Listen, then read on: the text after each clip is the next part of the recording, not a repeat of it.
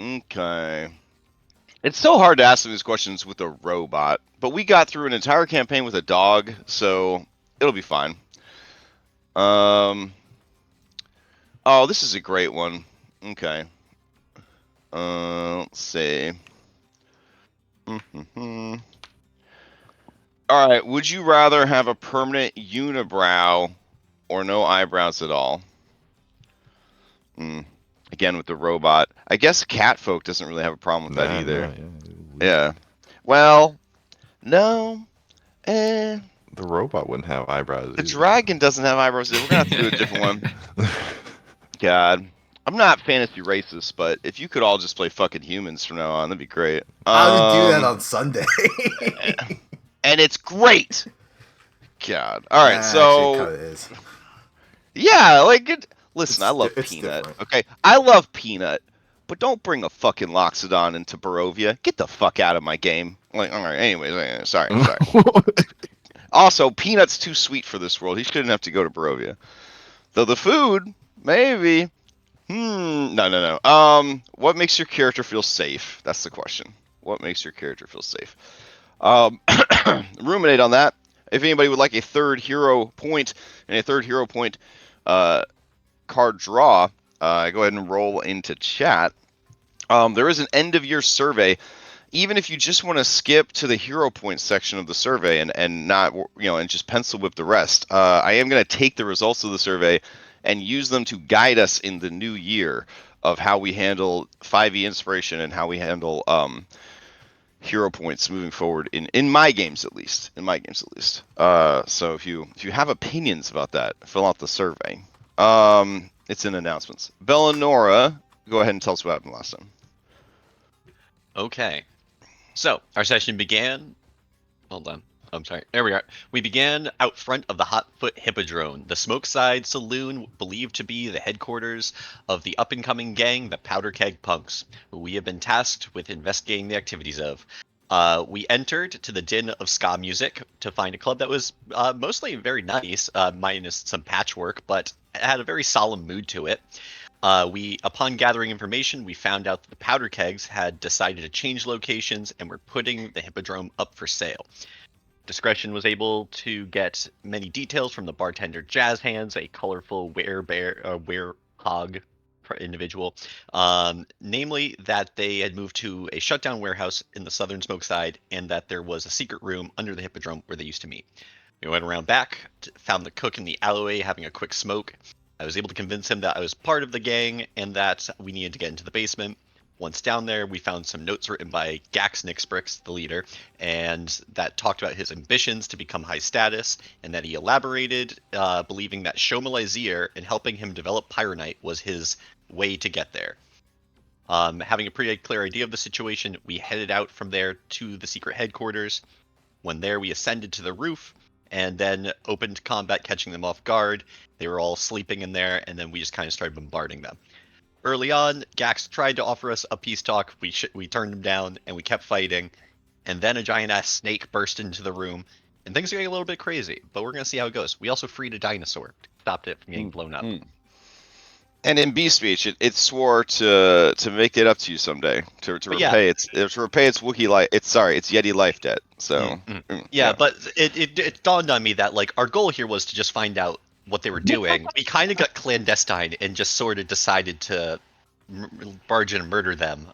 Well, I feel that your murder hoboism, because this was actually brought up in chat a couple times this week, not chat with you guys, chat with me and other people. I feel that your murder hoboism last week was in character because I'm going to walk you through because this guy right here, he's a killing machine, literally.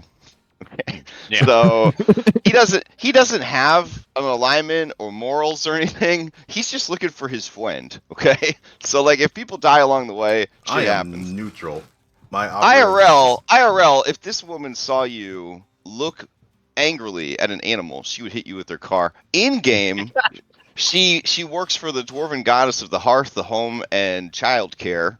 What is an animal if not a fur baby? You don't put grenades up their buttholes. Entire family was treated like animals, captured and butchered for parts. It's chaos, baby. Why not? Seems fun. And then there's, but guys, we were just here to ask some questions. But guys, we're just here to ask some questions.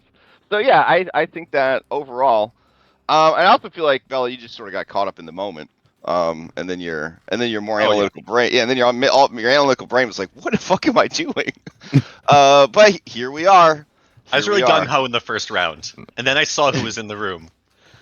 Yeah, yeah. So let's go ahead and give me a D20 roll if you want to answer that question. To get that D3, never hurts to have a D3, especially in Pathfinder, to add on to a roll after the fact. If you are not interested in such a thing, that's okay too. I too hate having advantage when I'm playing the game. Dang, Stack. Okay. All right. Stack crushing it. What makes you feel safe? What makes Stack the Deck feel safe? What makes him feel safe is Does he his want to feel safe? oh well, what is his security blanket, is his what was it, marked deck of cards. Okay. Like his various like cheating implements for games are what makes him feel safe in this world of randomness. He can still like manipulate odds. Okay. And that's why like his secret life's goal is to try and learn to manipulate wild magic. Like, Yeah. Oh, okay. I like the parallels there. That's good. That's good. All right. You may ask the same question of any NPC you've met previously in the campaign.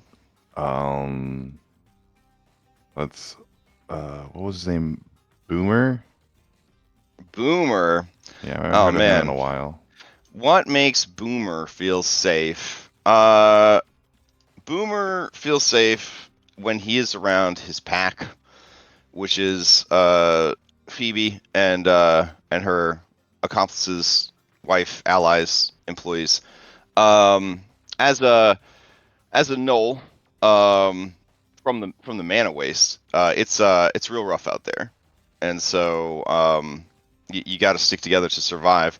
And you never know when you're going to wake up and your best friend's going to be mutated into a horrible killing machine.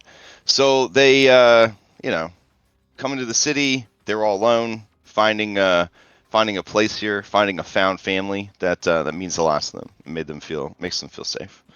So, all right, excellent. So we got to get back into it.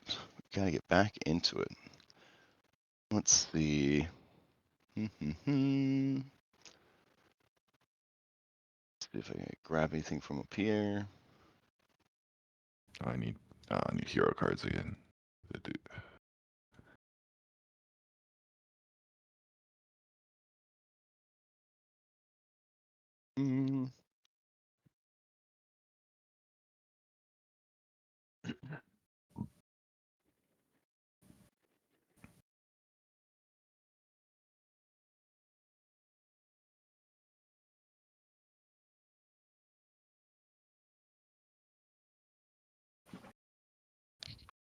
All right, here we go.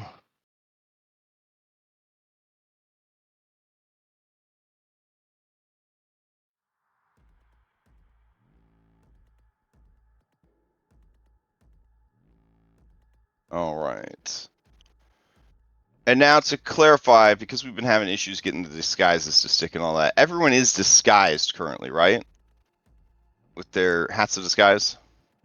Yes. I think so. Okay. All right. Yeah. Then I did everything right last time. That's good to know. All right. Widget Works Warehouse.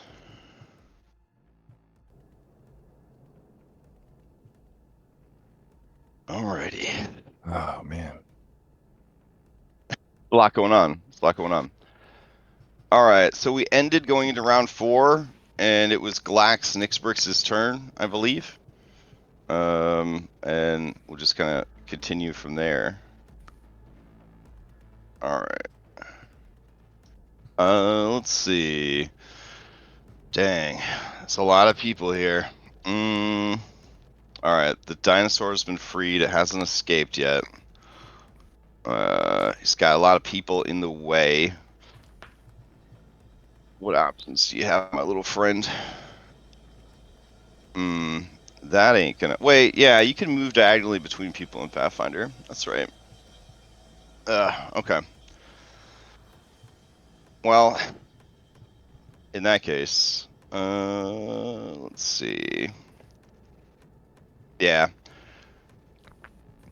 This man's, who does not want to die here today, is going to use escape route again. Which will give him 4 climb, leaps, stands, steps, and strides. So, let's see. Damn, his climb is better? I'm so confused. I guess because he's a monkey goblin? Is better than his actual speed. Okay. Okay. Let's see. He doesn't have anything currently equipped in his hands because his hands are weapons. So yeah. He's gonna climb. It says he's 20 feet up, but everybody's on the ground. So let me change that real quick. All right. He's gonna climb this wall up and over. So 5 feet up, and then head this way. Man, at this point, maybe he should just go out the roof if you got that fucking sweet ass climb speed. Yeah. You know what? That is what he'll do. So I don't know, stack and discretion, if you have a feature like opportunity attack, but he is not going to step away. He is just going to climb up, scamper through the doorway, and start making his way towards the roof. And I would say 4 times 30. He's definitely going to get up through that skylight to try to get the fuck out of here. Damn it! I just came down here. All right, that brings us to discretion. All right, your primary target, their leader, is gone, leaving you to deal with his wild ass minions and his very dangerous snake. It's very annoying, but can't really do much about that. Alright. I will. I guess I could just farm some panache. Yeah.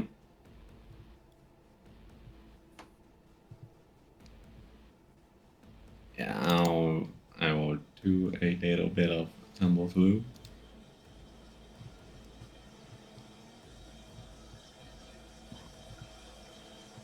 Get to the other side of this little. Just careful, punk gunner. That's a ship. I rolled a 3 and it's only a failure, which means there's a pretty good chance that No. Oh, Okay. yeah. Alright, so use the second Pac-Man to do a tumble through. No, that was a hero point. Oh, you did a hero point, okay. Oh, spicy. Getting them hero points out and run away. No. Alright. Cannot move. It won't let you move? The game is currently paused, it says, but it's not paused. Wow, There you go. well, I'm just gonna move. Okay, I hope the snake doesn't matter for that. It does not. Like, again, especially at low levels, not a lot has opportunity attacks. Yeah, it's long and has a tail. But when they do, boy, is it rough. Boy, is it rough. Yeah. Okay, well... All right, as you approach it, you see the spines on either side of its hood begin to crackle with electricity. Okay. Yeah, I'll do the same. Sure, why not? Let's crackle with electricity. Dragon Breath. It's a 15-foot cone. And I can only hit 2 creatures. God damn it. And then your Dragon Breath works the same as all the Dragon Breaths, right? There's like a die you roll, and that gives you your cooldown. Yeah, it doesn't seem to be on cooldown right now. Okay. Does the game auto track that? Because that was one of the things I was struggling to track when It does. when I had a breath weapon.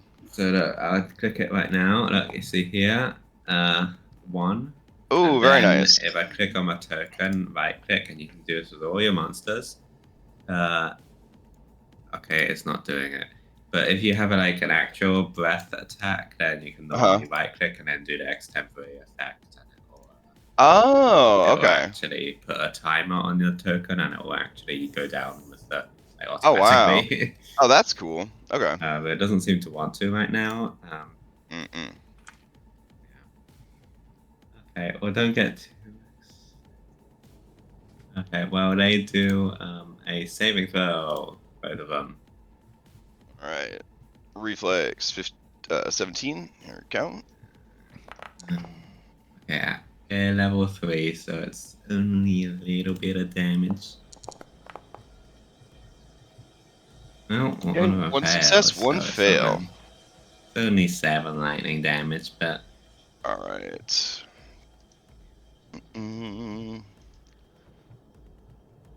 All right. This guy takes 7. 7 feels pretty good for this level. Oh yeah. Mighty takes a little bit of damage. We'll get some special archetype feats later that upgrade the damage size as well as number. So like all of your feats go into being a dragon. Yeah. Kind of. Okay, that's cool. All right. Anything else from discretion? That's 3 actions. All right. Let's see. Play passes to trustworthy Pachyosaur. It is going to try and ram the window and smash its way through. I guess one other thing should have been me describing the breath, which is. Oh yeah. Because you had sand last time, so you have 2 breath weapons. No, it's the same. Oh, okay, yeah. So yeah, you can describe it again. That's fine. Yeah, it's just a cloud of the sand which just sprays everywhere, horrors in place, that sticks to people, and then after the static builds up enough, then it just this is one blast of electricity that courses through it all. It's a bit extra. No, I like it. It's very thematic too. It's a good way to do it for a desert cowboy amber dragon situation. And I didn't even make that up. It's in the book. Oh wow. Okay. Well, I mean, it's still good. It's still cool. Would have been cooler if Josh made it up, but that's fine. Well, I'll put a bit of extra flair on it, but you know. I mean, creator of the original, honestly, the Exile. I mean, I just I had high hopes. Anyways, so clobbering charge. He's gonna just charge this fucking window, and he's gonna wreck it, Ralph. I mean, he hits the window because it's a fucking window. Let's see if he can get through the damage resistance of it. Yeah, so he smashes the glass out of the window, and he is a large creature, is a medium creature. He would either need to start squeezing, which will take 100 years of combat, or just keep wrecking the wall a little bit more. It's just one doorway. You know what? Yeah, he'll be able to do it. He'll spend the rest of his Pac-Man's stuffing himself through the window, tearing himself up in the process on the glass. He's all cut up and stuff. I'll just have him take like 10 damage. All right. Bella, to you. Man, this has really gotten away from us. Let's see. Man, I don't want to kill the alchemist waifus, but I guess we have to. Listen, as a DM who wishes more bad guys could do Saturday morning cartoon bad guy escape, this escape route seems to me narratively that the writers really want Glass to not die, because they specifically gave him an ability that lets him take 4 fucking movements. So yeah. We're not catching that guy. I imagine he's like out of sight, out of range. He's just gone. Up on the roof at least. He's up on the roof. I'm not climbing up there. I guess I don't really have any recourse to stop this, so I'm just gonna throw some grenades. I'm gonna throw a grenade at the one that Discretion's fighting. Oh wait, yeah, and then I'm gonna use one of my necrotic bombs on it, putting it in my hand because it wants me to do that. That's fun. I apologize for how long this process takes. Oh my god. It's alright. Maybe we'll find a mod over the break that's like Alchemists Can Stop Crying, the mod. That'd be great. Okay, here Yeah. it comes. An acid flask, because that's what I was able to get. Noma Mile tried to throw an acid flask. It took me like 4 minutes to get it set up so she could throw a fucking acid flask. So I was Yeah, like, is this what it's like? This took so long that I want to hero point it. Okay, go for it. Does a 15 hit? Oh, no. Ooh. Does a 26 critical It hit? critically hits, yeah. Okay, so it's going to splash the snake. Here comes the damage. How dare you? I know. I'm in for a penny, in for a pound. That doesn't. Maybe I just rolled bad, I guess. Alright, well, this guy's dead. He dies horribly. His skin burning away from his face. Yeah. Yeah. And the snake takes 2 acid. Alright. And I guess I have 2 other Pac-Mans. I have a gun still. It's reloaded, so I'm going to shoot the snake with my gun. Or no, I'm going to shoot this guy with my gun. Target him. And at map. Oh. Roll. 11. 15's a miss. I'm going to let that go. And I'm going to use my last action to reload. Alright, beautiful. Or maybe I'm going to use my last action to move and get past Vulture so that we're not clustered up. Okay. That is an not elevator. That is a ladder with a 15-foot drop. Yeah, I'm gonna go down the ladder because I can't. All right. So you would, even though it's a ladder, you would automatically be able to climb. I wouldn't make you roll a check on a ladder, Thank you. but you would be climbing, so it would be very slow because Pathfinder climbing is pretty slow. So I could get on the ladder this turn, but not get all the way down it, presumably. Right. Yeah. Okay. 'Cause So climbing. Well, see, the thing about climbing is its own action, and I want you to do this because, like, just fucking do it. But climbing is a separate action from striding, so you would actually have to spend an action to stride, and then spend a second action to start using the ladder. So actually, you wouldn't be able to use the ladder this turn. So yeah. So you kind of. I would just reload at this point. I'll reload. All right. Yeah, there's no mixed movement in this system, which honestly, thank God. Ketrin, you're up.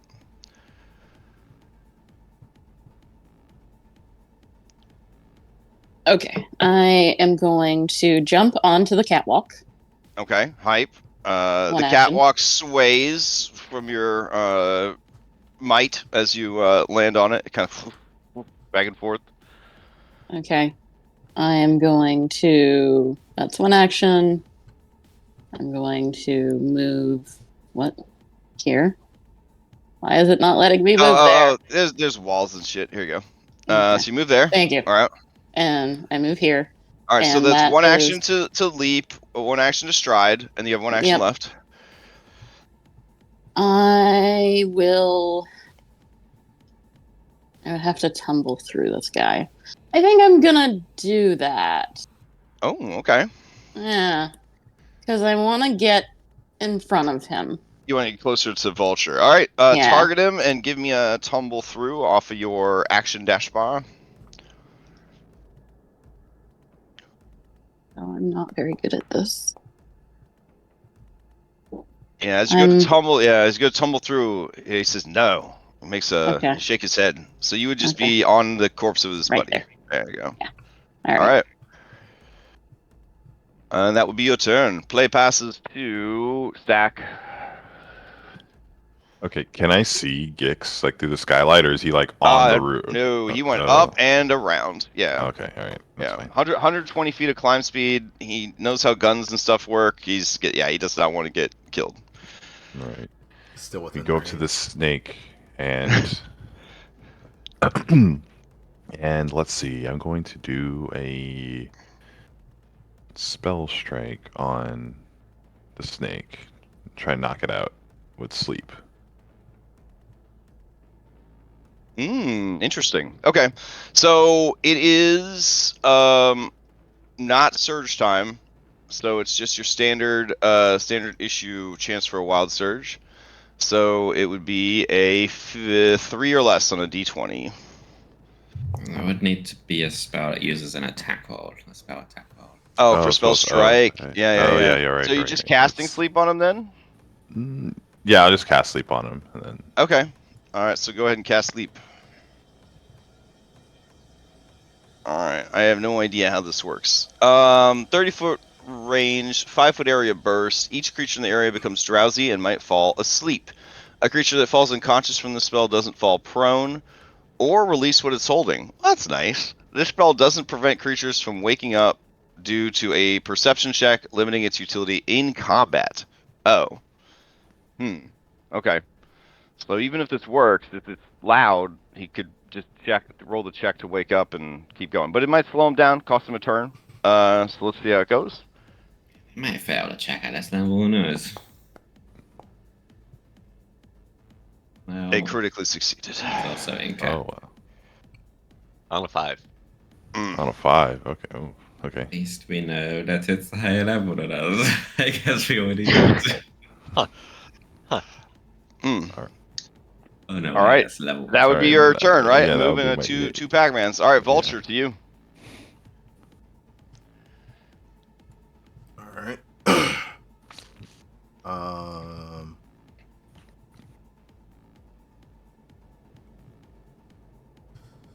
One action to reload.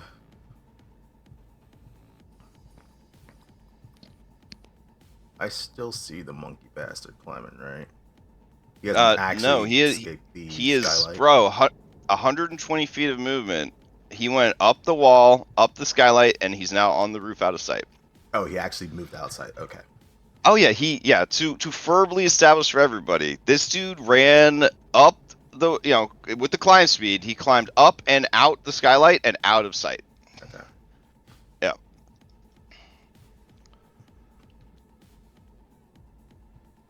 May as well mop up the rest. Alright, this punk bombardier, I don't think he has lesser covers against me. I think it was just people who were on the ground that were trying to fire up on us. We had lesser cover, so I'm going to shoot him.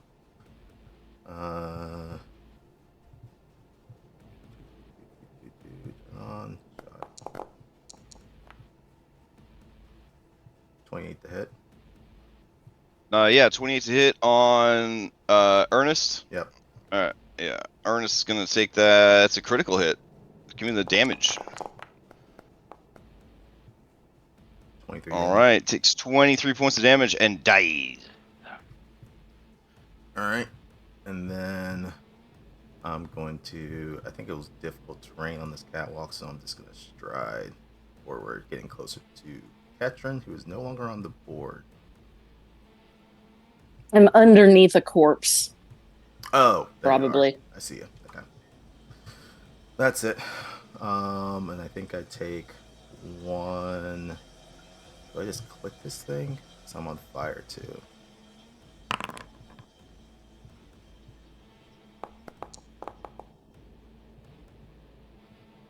Still on fire. Alright, that's it for me. All right. Is there an equivalent action like in 5e where you can put your ally out? You can assist and it lowers the DC. And then if you have an item or an ability that specifically says it would do it or situationally seems smart, like, oh, I'll dump this barrel of water on a person that's on fire, the GM can be like, oh, it automatically goes out. Or they would say, okay, they get an immediate chance to try and put it out again. So there are some creative kind of wiggle room things there as well. Yeah. But anything that can deal with ongoing damage is something I've noticed as a player and running the games is good. Anything that can deal with that. Yeah. All right, Vulture's turn ends. That brings us to Bitey. All right. Bitey is very angry right now. Her hood is flared already, spooping everybody. Anyone that was affected one way or the other is immune for 1 minute, so no reason to do that again, though it was very spooky. If you are frightened, by the way, on your turn, it should be ticking down, but if it was not ticking down, then, if you were frightened, you can lower it from 3 to 2 or 2 to 1, depending on what you were at. I guess I'll just try to bite discretion. So here we go. I'm going to do a fangs on discretion.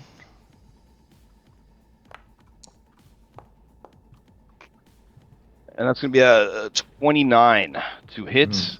Okay, well, Uh, you'd think that might be a crit, oh, but you'd okay. be wrong. Because hero card? As we're going to use my second hero point. All right.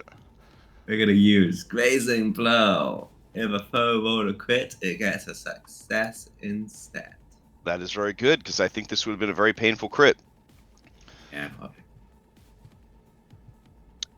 Oh, Vulture, like, normally, yeah, but since the dude has a climb speed, which is very rare in Pathfinder, yeah, he just literally monkeyed his way, like, up the crates, the pipes, the broken bits of, window, Yeah, that that was kind the of stuff. distinction I was trying to make. I didn't Yeah, realize yeah. that actually also. A normie trying to bypassed all the climb other would still stuff. be on the wall. Yeah, the normie's trying to climb with 120 feet would still be on the wall.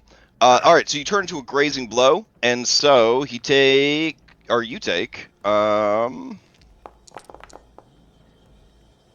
Oof. 25 damage instead. Oof. And that's just normal. Yeah, Shit. I shouldn't have halved it, honestly. Should have just left it be Yikes. and would have been the same. Well, no, because then it would have been like a critical hit. You would have two failed, or I two would have two death thingies. Yeah. All right, so having bit you, and you drop, it looks around. It sees the three of you up on the railing there. It's got a 10-foot reach, but instead of coming towards you, Vulture and Bellanora, it targets both of you. Its hood flares, electricity kind of crackles along the spines, and it opens its mouth, and a second snake head What? emerges from its throat and Fucking fires alien? off a mutant. Fire, sir, True. sir. Fires off an electric arc at you guys, which may trigger a wild surge. Incredible. It's spellcasting too? What the fuck? All right. So I would need Valinora and Vulture to make saves. I don't know why its DC is so low. Hold on, let me delete it. That's okay. That's okay. No, hold on. It should be. It should be set for its level. It should be set for its level. Let me see. It's not a very high level spellcaster, that's why.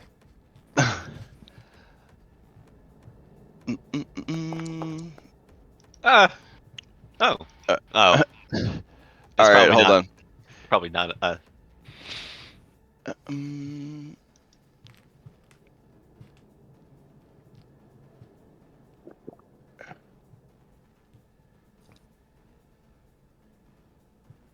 Okay, so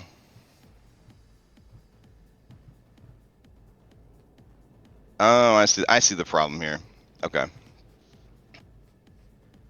All right. It is not as great a spellcaster as an attacker, but a 15 would not be a success. Let me roll it fresh for you. Hold on. All right.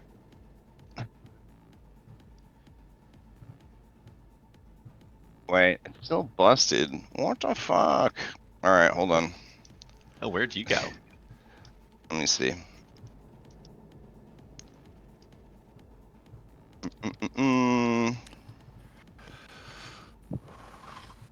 Listen, I'll figure out Pathfinder. Give me a second. All right. Here we go. Last time. Okay. So go ahead and give me reflex saves, the two of you. I mean, I'd accept my 15 as my failure. I rolled it. Okay. Yeah, sure. 15 is a fail. That's fine. 18 is going to pass, Vulture. All right. So, But I still Vulture, take you would damage, take so it doesn't half. matter, I Yeah, drop. you would take half, and then Bella, you would take the full 11. All right. And then the creature will use its last backman to slither up to just below the railing, which it would be able to reach you guys since it is 10 feet tall and has a 10-foot reach. All right, play passive 2, inventive, punk gunner. She shouts to Opal, who's right next to her. Bitey's out. Bitey is out, and he's loose. And then you hear Opal say, "Well, that's not going to be a problem as long as the boss is still around." And she says, "I'll check." And so she's going to go and peek around the corner. No, your boss is gone. Boss is gone. Does a sneak action. Looks around. Says, "I'll see the boss!" And then you hear Opal just very calmly say, "Run." And then she's her third action. She's going to go back here. And that is her turn. All right. Problematic. Powderkeg Punk Bombardier says, "Run? Not running." And then this guy up here says, "Then you dying."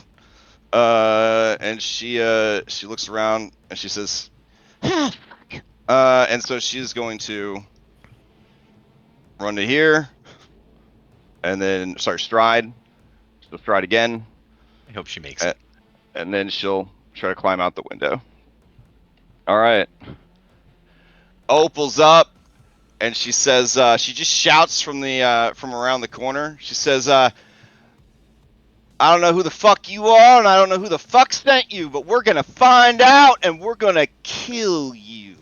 And everyone you care about's gonna get a bomb right up the anus." She's gonna move, action, open door, and move. All right.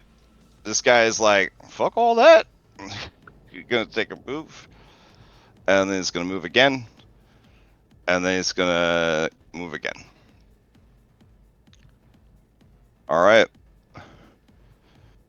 Top of the round, Glaz, buddy, you made it out. Do you stay to help your friend, or do you go? I gotta dig deep into this character's backstory. Let me see. Let me check the backstory tab on his character sheet. Knowing Paizo, it's like a paragraph long. Yeah. least. Hold on. I At need 15 least. minutes and a fresh coffee to read this guy's backstory real quick. All right. Motivations, From hopes, dreams. the roof, Glaz shouts down at you guys, and he says, hold on. What does he say? Let me see. All right. He says, "Hey, that snake! It only listens to me. You can all die, or you can stand down. I see you swinging a big pipe. I see you got them brass balls. We don't gotta all die here tonight. You obviously came looking for something, and maybe Glaz can provide it. Having strong friends is better than having strong enemies, eh?" I mean, you drive a hard bargain. Make the snake stand down. Yeah, what the lady said. Yeah, we could all be friendly. Okay. All right. Are you guys willing to leave combat? If he wants to, Because calm he has down to the use snake. he has to calm down the snake on his turn. So if maybe he could ready an action to calm down the snake. All right, he will ready an action to calm down the snake. Readying a nature action. I'd allow it. All right, let's keep going. Dinosaur's like, "Fuck all this. Fuck those guys. Don't let those guys live. They were gonna put a bomb up my butt." All right, Bella, to you. Bella's gonna holster her gun and put her hands up and say, "Look, let's just talk this over.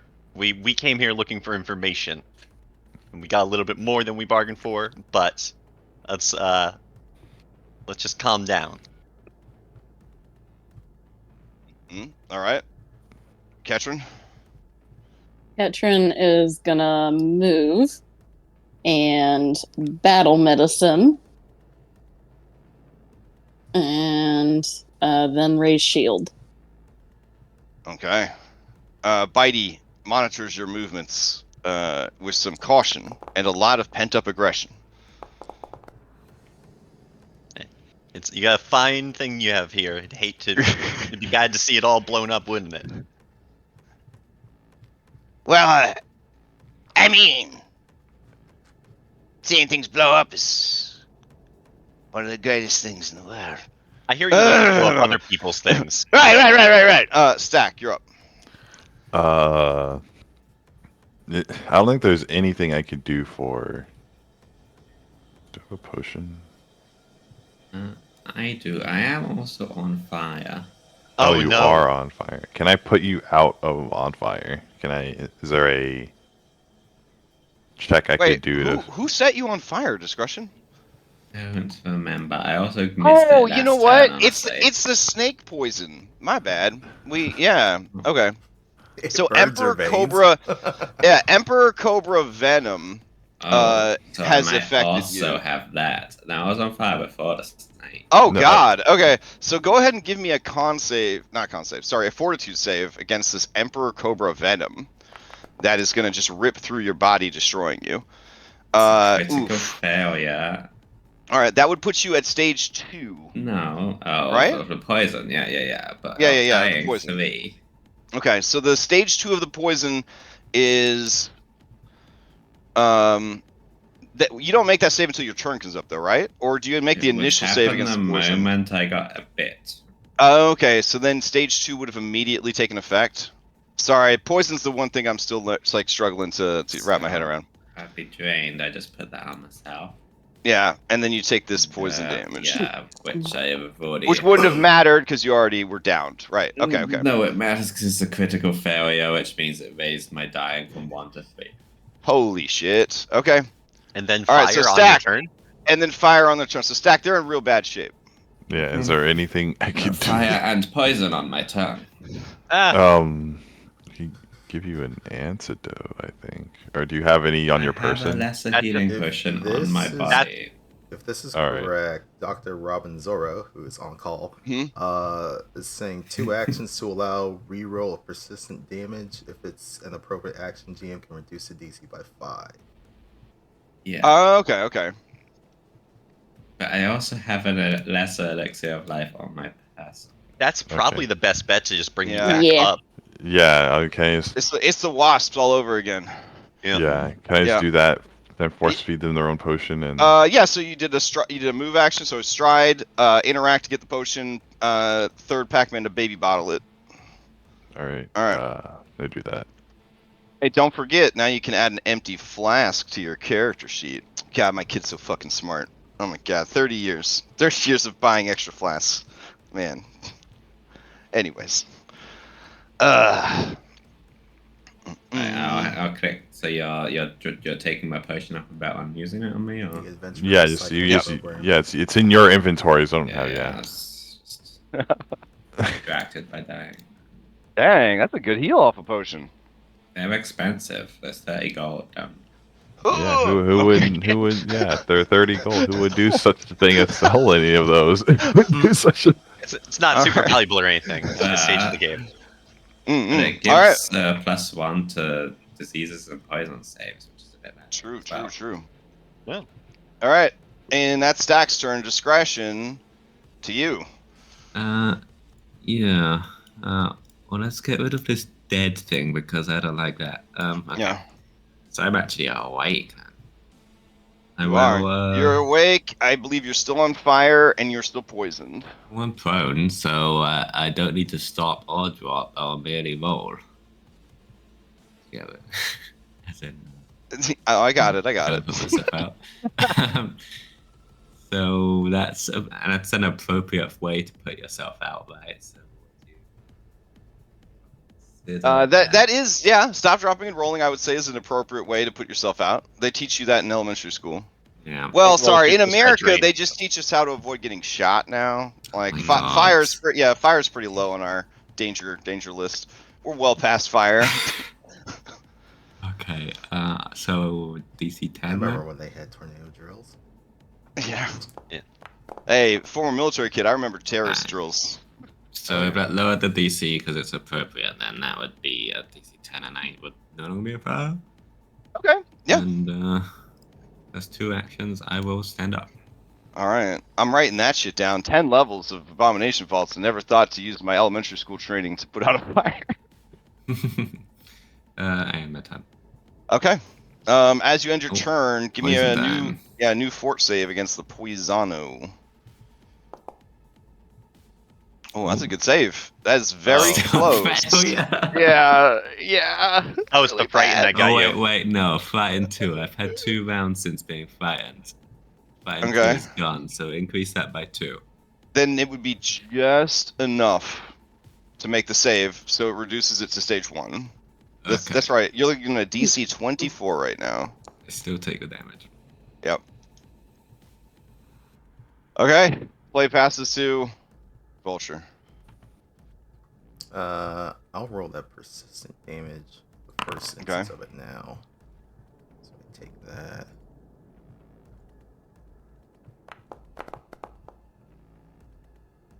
You remain on fire. Unless, ... Unless, ... Only 1 damage, you're fine. Yeah. Vulture will spend a Pac-Man to stand up, so no longer prone and all that. He goes to start reaching for his rifle and then sees the snake that's in his fucking face. He stops and he's just going to use his remaining 2 Pac-Mans to do another reroll of the persistent damage. Okay.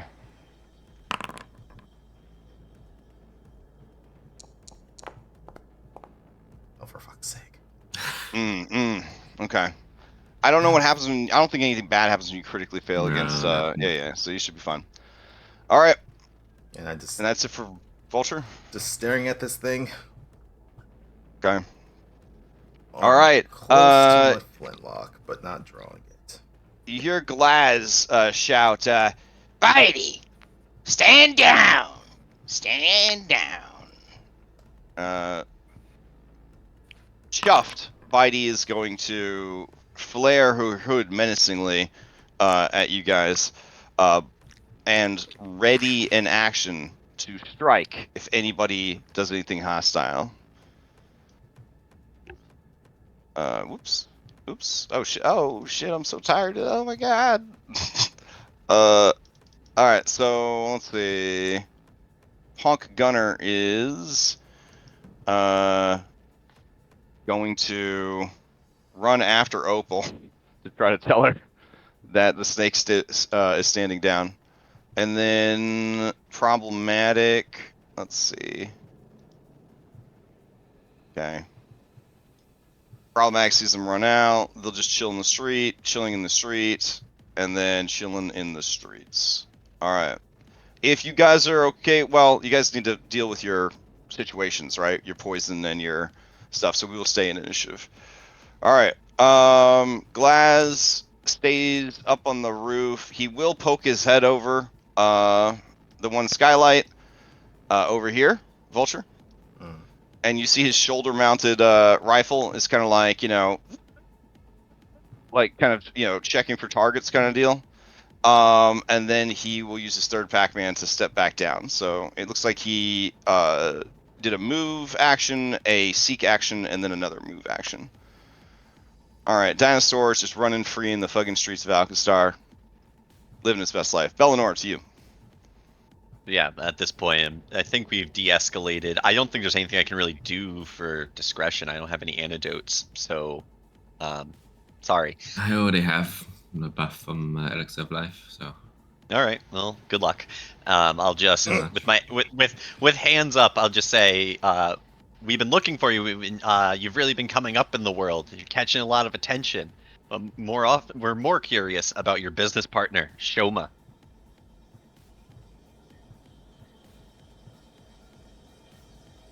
Oh, okay.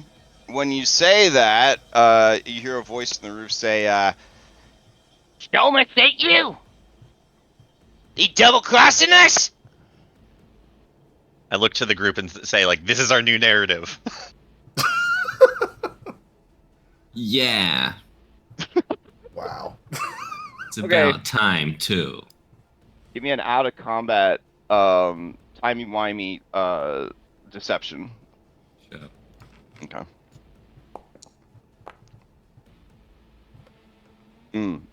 Okay. I'm feeling a bit worse for wear on the all poison. All right, as you kind of deliver that deception, he says, "That's not his style. Yeah. You don't got a front. Let's just be straight shooting." I'm sorry. I just love to lie. I get it, baby. I get it. I saw my chance. I went for it. All right. I feel like that counts as a turn. Yeah. Yep. Katrin, to you.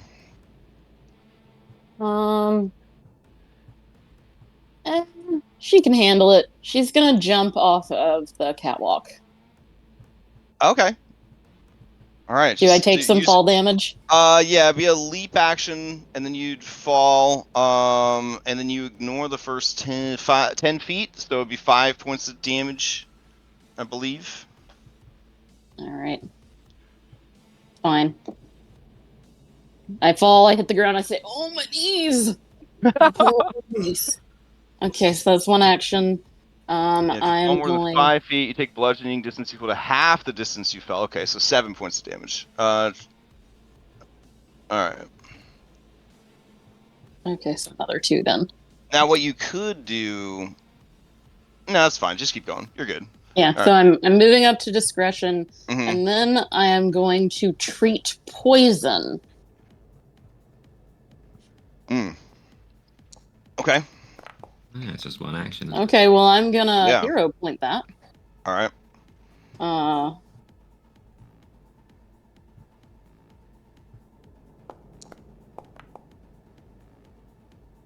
Well, I think that was a failure, unfortunately. Okay. It's the DC of the poison. Yeah, it's the right? DC of the poison, so... Right, which you're going for a 24. Yeah. So it doesn't cause anything bad one way or the Yeah. other. It just didn't do it. Okay. Yeah. Oh, and if you guys want a full rule breakdown real quick, Ketrin could have done this without falling prone by essentially jumping off the ledge here, grabbing the ledge with the reaction. She's 5 feet. It leaves 5 feet left to fall. She falls, doesn't take any damage, and walks over. I'm willing to have her dramatically jump down, take a little damage, and keep going without being prone because it's cool. So, but if we're learning Pathfinder, that's how that could have been handled. All right, Ketrin, well done. Good attempt. Back to you. All right. What's there to do? We're waiting on Glaz to calm the snake down. So He's already told the snake not to attack. It's essentially holding its action in case anyone tries to attack it. Okay. It's like, well, Glaz, you wanna come down and it's hard to talk from the ceiling. And yeah, he'll just like I don't know, try to convince him to come down and yeah, and I guess I will hold my action as well. All right. What are you holding the action to? What is the trigger? Otherwise, you can just delay your initiative. Sure, I'll just delay my initiative. All To right. the bottom. So as long as you didn't move or it didn't take any Pac-Mans, you could just say, "Hey, I'm not sure what I want to do yet," and then we'll just move you further down in the initiative. Okay. All right. So discretion to you. No longer on fire. I'm just gonna do the save. I don't think there's anything Okay. I can do on my turn. All right. Oh. Ooh. Oh, I mean, it's pretty close. It goes to stage 2 again. Or you get rid of it, but I mean. I mean, I fail. Okay, so you don't. All right. I got you. It was just failed by 1, so I was just throwing that out there. Oh, All you right. mean the skag. Yeah. No, wait, it's not skag. It's It's seed. sack. A Sack. Yeah. plus. Oh, sack. Okay. Yeah, sack. You want to sack it or Honestly, no? Not particularly. Okay. I mean, you're already drained 1, so. it's hard to Sometimes get it worse than sucks at that one. Yeah, like sometimes the sack's worse than the poison. Yeah, I don't know. I've seen some pretty nasty sacks. All right. Seen Hey, some listen. nasty sacks. Anybody that's been on the internet has, for sure. All right, Vulture, to you. The snake's just watching for anything that's happening. Right? Yeah. It's just kind of turning its head slowly, watching the room, ready against strike. I'd like to pick up my gun, but Okay. instead I'm actually just gonna kick it off to the side just to show that I'm Ooh. not being Okay. hostile. Yeah. As you do, the snake looks over at the gun. But he's still looking at the snake. And then he's gonna look up Yeah. at the roof. All right. There's been a lot of talk about a certain substance that's being used around. Seems Oh, You hear about Pyronite? exactly. Well, then I'd love to sit down and talk. So do we have an accord? Yeah, buddy, I'm out of combat. I'm just waiting for your friend to get over them ongoing saves against poison. You know, we got the inventor with us today. All right, Wait, then yeah. we can talk. We don't lead. Don't put all the cards on the table. I wasn't going that far. Wait, you've got Vashon Gallowby with you? He's in a safe Headshot. place. Bellic Ah, just looks I insanely frustrated. really want to talk to you now. All right. Vulture just looks play at fast Bella and it's like, no, Spidey. don't say anything. Spidey is gonna Also, use. if I'm actually using my turn. oh yeah. Persistent damage, and then I'll Yeah, maybe don't die from spend- fire. We don't want this to be like that one Celasta incident. Yeah. But it might be. Roll. There you Oh, go. there we go. So Hey, I You don't did need it. this All one. right. Stop, drop, and roll. Amazing. All right, that's it. All right. On Bitey's turn, she will use her tail to knock your gud off the catwalk. Damn. Like a cat. And then and then she will maintain eye contact with she got two eyes, Vulture and Bellinora. So she will ready an action to strike anybody that tries to do anything fucky.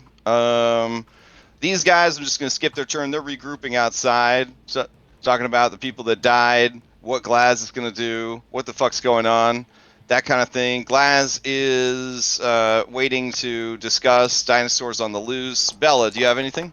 I wait impatiently for discretion to stand up. Oh my God! Stood up. I think this one person that's been poisoned might actually be having a tough time. Oh, they're dead. I'm just yeah. Okay. Yeah, they're super melted at this point. All right, Ketrin, you're up. Okay, first I'm gonna battle medicine discretion, Hype. and Okay. then I will treat poison again. All right. Right. No target. Hang on. Nope. Wrong button. This button. There we go.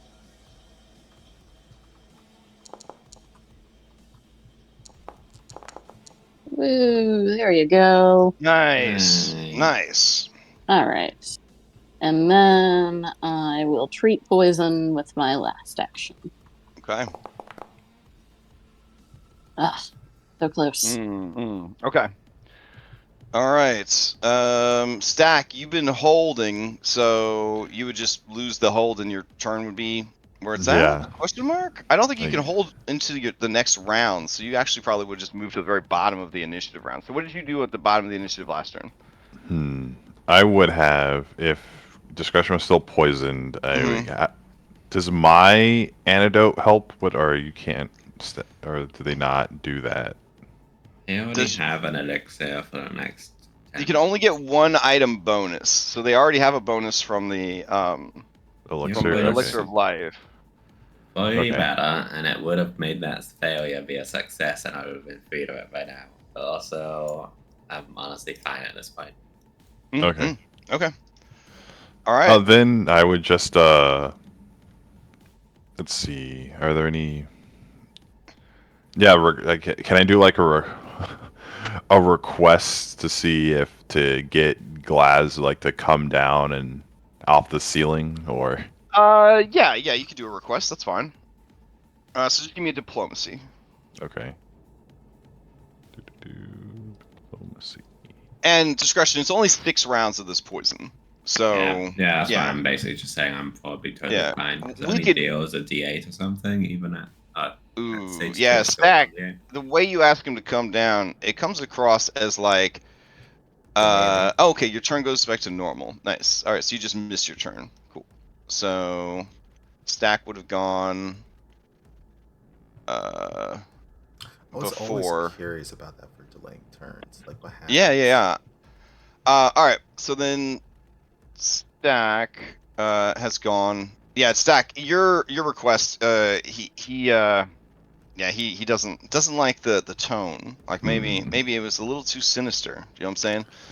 Had some real Oh, Chandras energy. Like you were heartfelt and meaningful, but you just came across as maybe a bad guy. You know what I'm saying? Like Oh, we're not Yeah. I'm not casting any magic down here. I'm not casting any. yeah, he says, For now, we'll just talk from a distance. Discretion. If you guys want, discretion can just speed run the Yeah, I rest of could this. just do the Yeah. remaining. So phase. discretion Yes, and please. Ketrin, we'll just alternate between the two of you guys. Yep. Yeah. All right. So give me that save. Discretion. Yeah, and me saying that, oh, we got the inventor, or say that's a start of me trying to, improve their attitude towards. Oh, I got you. That takes like a minute, though. Oh, It yeah, just yeah. makes that not just be a stupid thing to say. It's all good. It's all good. I'll make a roll. And then I It's fail. okay when you're dying from poison and being on fire to not say the smartest possible thing. It's okay. So that brings you to Oh my stage God. 3. Some damage. Oh no, it's Yeah. Right, the 16 is Uh-oh. damage. And that's a drain 2. Drain 2. Put it on myself. I'm gonna come be on standby with some health potions, just in case. Ketrin, you can do your Ketrin thing. does Mhm. theirs now to try to stop the poison. Yeah. DC 24 I'll- medicine. I'll do my once per day treat somebody immune from battle medicine. Oh, okay. So yeah, have some more healing just in case. Oh, no. Well, I failed All right. anyway. All right. All right, I'll treat poison. Well, I mean, you have to leave in 30 minutes if you want to burn some hero points. Just saying. Oh. God. Okay, All well, right. I'm just rolling terrible rolls. It's fine. That's fine. Okay. All right. Fair enough. Back to discretion. Okay. And I think you only have this one and one more, and that'd be 6. Oh, there you go. Hey. So that Back to brings it down to stage 1. Okay. Yeah, natural 20s don't get me out of this mess just yet. All right. So 8 more damage, and Still then taking damage on the nat 20. Oh god. discretion. One more try. It's gonna end at the end of this round, anyways. But if you wanted to, just for professionalism. Here's another treat poison. Hang on. Okay. There you go. Can you spam treat poison, or is it only once per It's round? once per save. Oh, Yeah. once per So he save. keeps making saves. So All right. yeah. Hey, that But did it this though. has a +2. Oh. Not to it. I'm going back to 3. Is Oh, a 22 that's still a crit failure. hold so- on. Wait, can we re-roll it with a fanspo or something? Did you Yeah, already That's Reroll the it. last roll, honestly. Yeah, it's gonna end this round. So. Yeah. Okay. Yeah. All right, but that nigga shoots back to stage 3 and just wrecks your body one last time, I guess, before the end. No, yeah, actually, it is still worth it. So I will use the fanspo to avoid the wounded 2, because otherwise, Okay. I have to use a hero. Gotcha. All right. Try to re-roll it. Here we go. Trying to hit that 24. I don't know what I forgot what fanspo is. I'll use it in a sec. So I'll hit you. +2 bonus.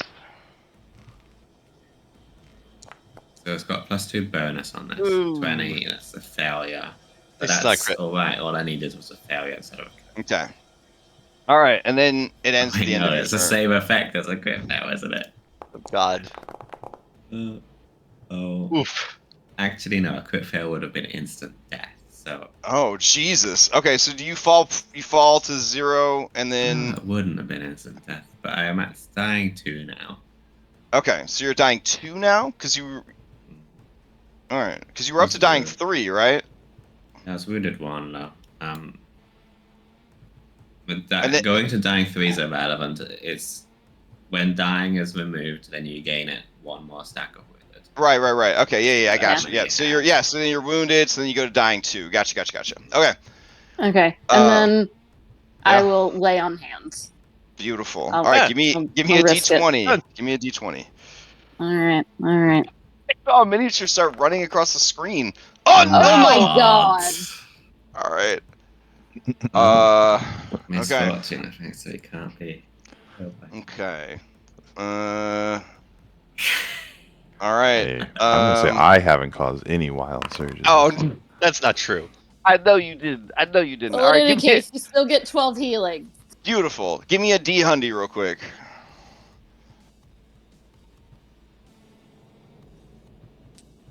All right. What could it be? What could it be? Reality reversal. The laws of reality momentarily reverse within a 40-foot emanation for 1 minute, causing everyone to become clumsy too while within. So this is That's if not it bad. was a video game, like essentially you got to play with your controller upside down to beat Inverse Psycho controls. to beat Psycho Mantis. Yep. So that's what happened. I thought I was going to turn that to harm damage. I was so scared. I was worried it was going to be reverse gravity, which the other group got, and it was. There's so many civilians died. So many civilians died. We probably would have been okay. Gax would have been fucked. Yeah, up on the roof. Yeah. Well, he would have tried to grab a ledge on the side of the skylight, but yeah, if he failed, yeah, that would be pretty bad. All right. With everybody secure, you wait out the 1 minute of vertigo, and that will end the combat. Right. Woo. Okay. Still up there, Gax. So Glaz says, Glass. yeah, he says, All right. Everybody take a few minutes to put yourselves together, and then we'll have a proper meeting. Damn. I apologize, Glax. I cannot resist a skylight. No, it's fine. This is just all part of the job, you know. I survived. That's the important part. So, still, it's a shame. It's a real shame. We were just starting to get our recruitment back up. Well, Oh, we're hearing well. about you all over town. You'll have new recruits in no time. You think so? You're the big news around. You've been making a lot of noise recently. Yeah? Alright, that's good to hear. It Let's depends. see. People Only may problem start, is people may start sending more mercenaries after you if you keep making that noise. Especially if you keep putting bombs up animals' butts.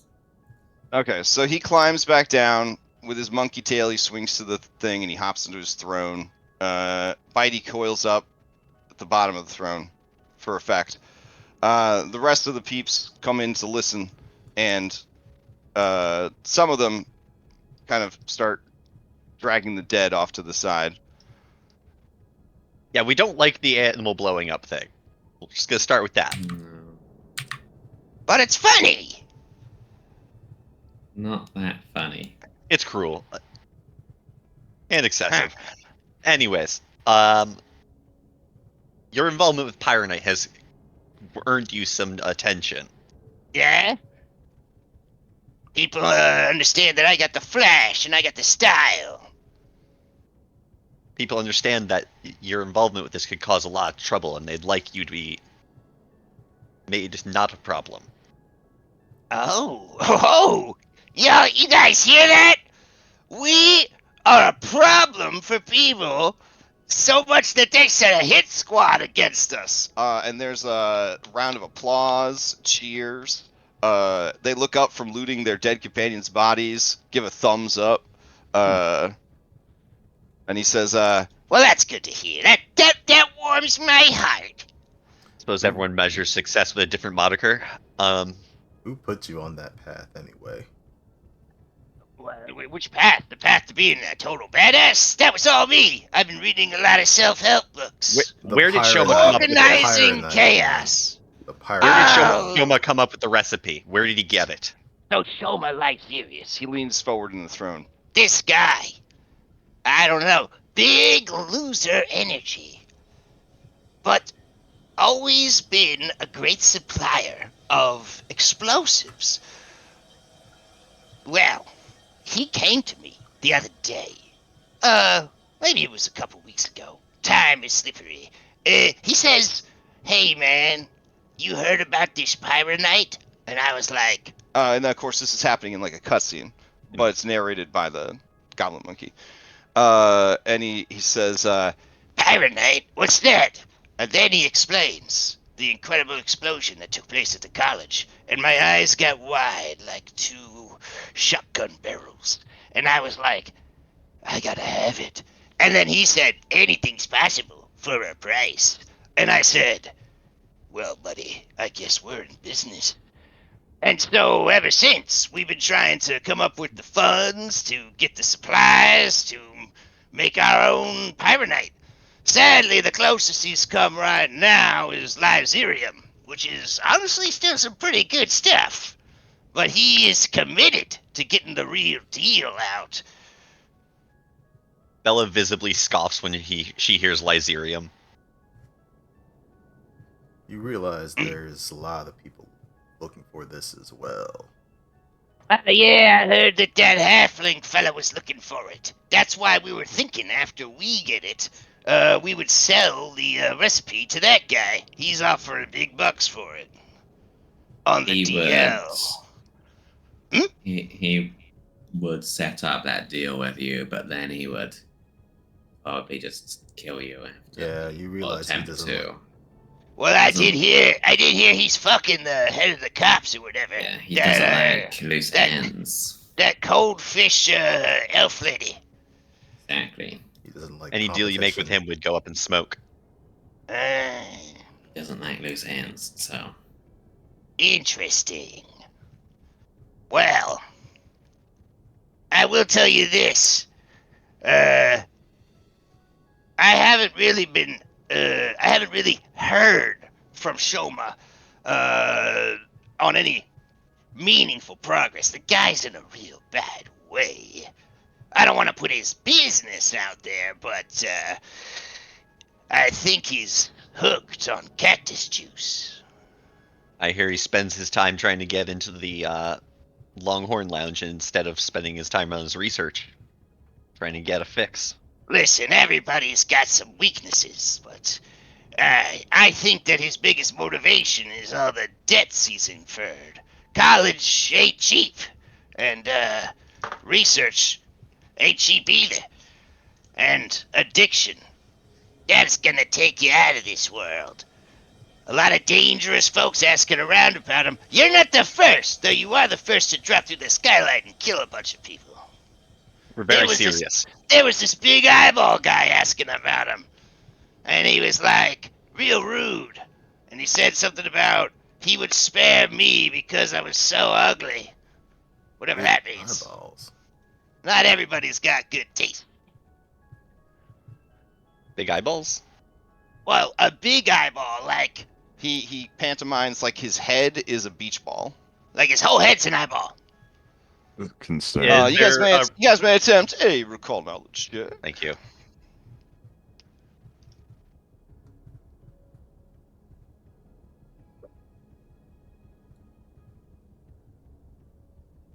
I at least know 50% of what this thing is. Eyeball. Yeah.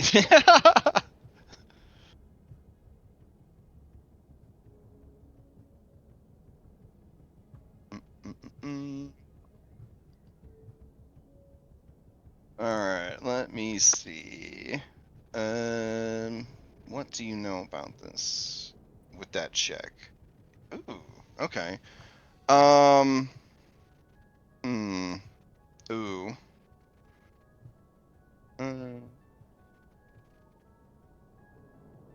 Yeah, I think you would know about this. It is probably an Agash. An Agash is a type of outsider that wanders the deserts of the material plane, searching out the arrogant, charming, persuasive, to humiliate and undermine them. Agashes are often mistaken for some form of hag. And like those creatures, they are masters of curses, misfortune, and using the evil eye. So they have a humanoid body, and they have an eyeball head. And they have magical abilities. You may ask one question about them. Who may ask the question? Oh, the person who rolled it, so Bellinora. I'm willing to crowdsource if that's allowed. If anyone has curiosity. Otherwise, I'm going to ask what its lowest stat is. Or where. I mean, my Where if I question- were to seek one out, where might it be? That's where I guess what we need to know. Yeah. or how long okay. ago was this discussion? Well, we can just ask. Well, you'd Yeah, ask that normally. I'm saying he can ask a mechanical stat Oh, question mechanical. about the creature. Yeah. If So if you were Spell just if. Oof. What do you want to know? I'd like to know where they would habitate.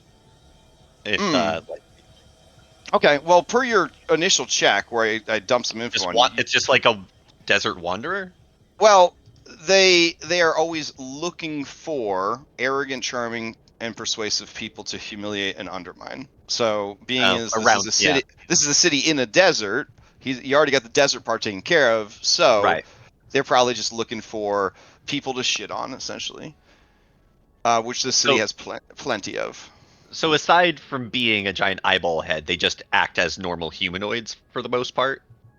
I guess I'm asking, like, culturally, like this thing would just go about its life in the city. Well, they are fiendish outsiders, so they definitely don't have the normal behavior, but they might have magic that allows them to sort of pass undetected amongst the masses as needed. Yeah. But Glass, you're making a deal with this, right? So he wanted to come to you in order to get the Right, yeah. Because he told me that if I could get him the supplies, we would be the first in line to buy as much pyronite as we wanted. And to me, as an explosives guy, having the world's strongest explosive felt like the right move.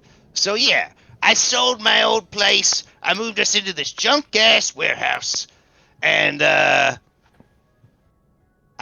sunk the money into researching this pyronite. Did it pay off? Not yet. But hey, Lyserium's pretty good, and we are on the up and up. What's So, with not a Lyserium? total failure. I'm really trying hard to start seeing the silver lining in every storm cloud. For example, you killed these kids. Obviously, they weren't tough enough. We'll just have to recruit tougher kids next time. And, word on the street, you don't like bombs up the butts of animals, we're gonna have to find a new way to get some entertainment. Well, that was gonna be what I was gonna ask, but you're bringing that up first, which is a great sign. So, if you can tell us how to find this creature, and you promise, as You wanna you've find the already eyeball done, guy? exactly. I'd like to find Shoma. Did you tell us where he is? Shoma and the eyeball guy.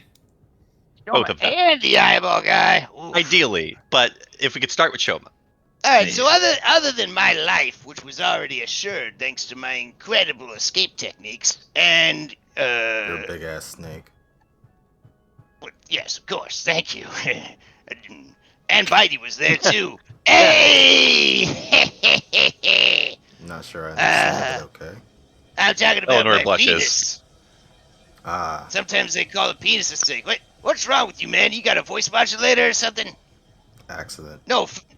I feel it. He shows off his robot parts. I know those feels. Your modifications are interesting. We can talk later.